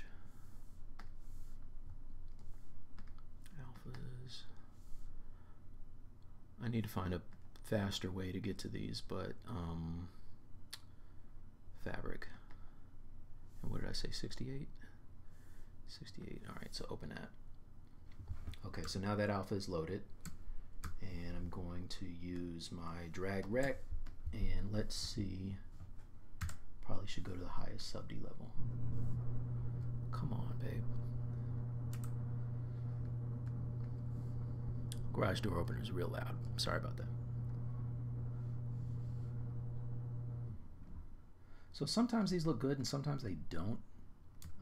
This one's kind of weird, and I wonder if it's pulling all the way through. Let me see. It kind of is. I guess you need the back face masking. I don't like this one at all. This is a real crapshoot as to what you're going to get. But let's see a different one. Let's try.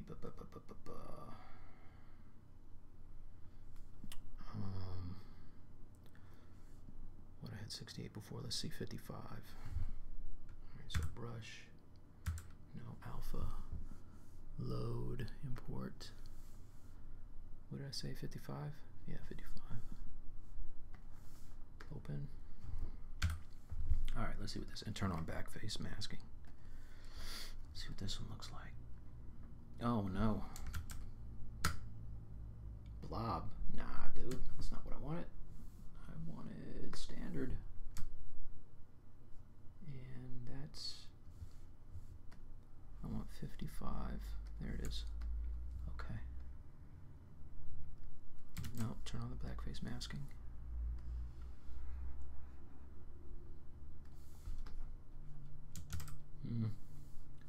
Oh, the intensity is too low.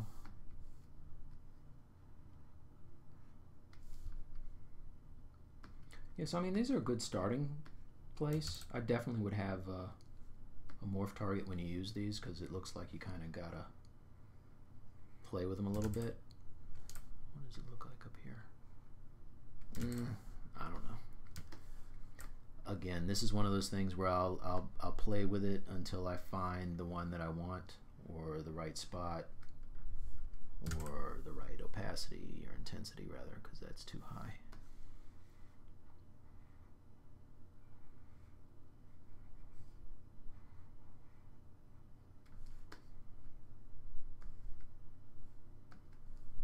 So it's all right, you know.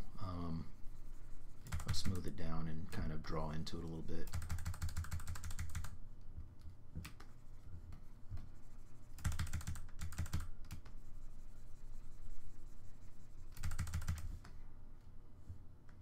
That's not bad.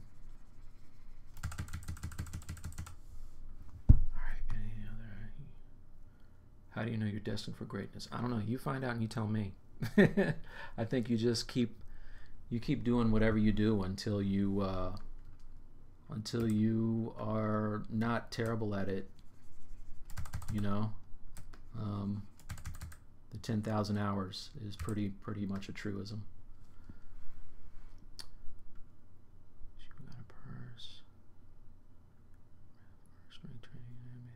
Yeah, yep, that's the book. The book is amazing.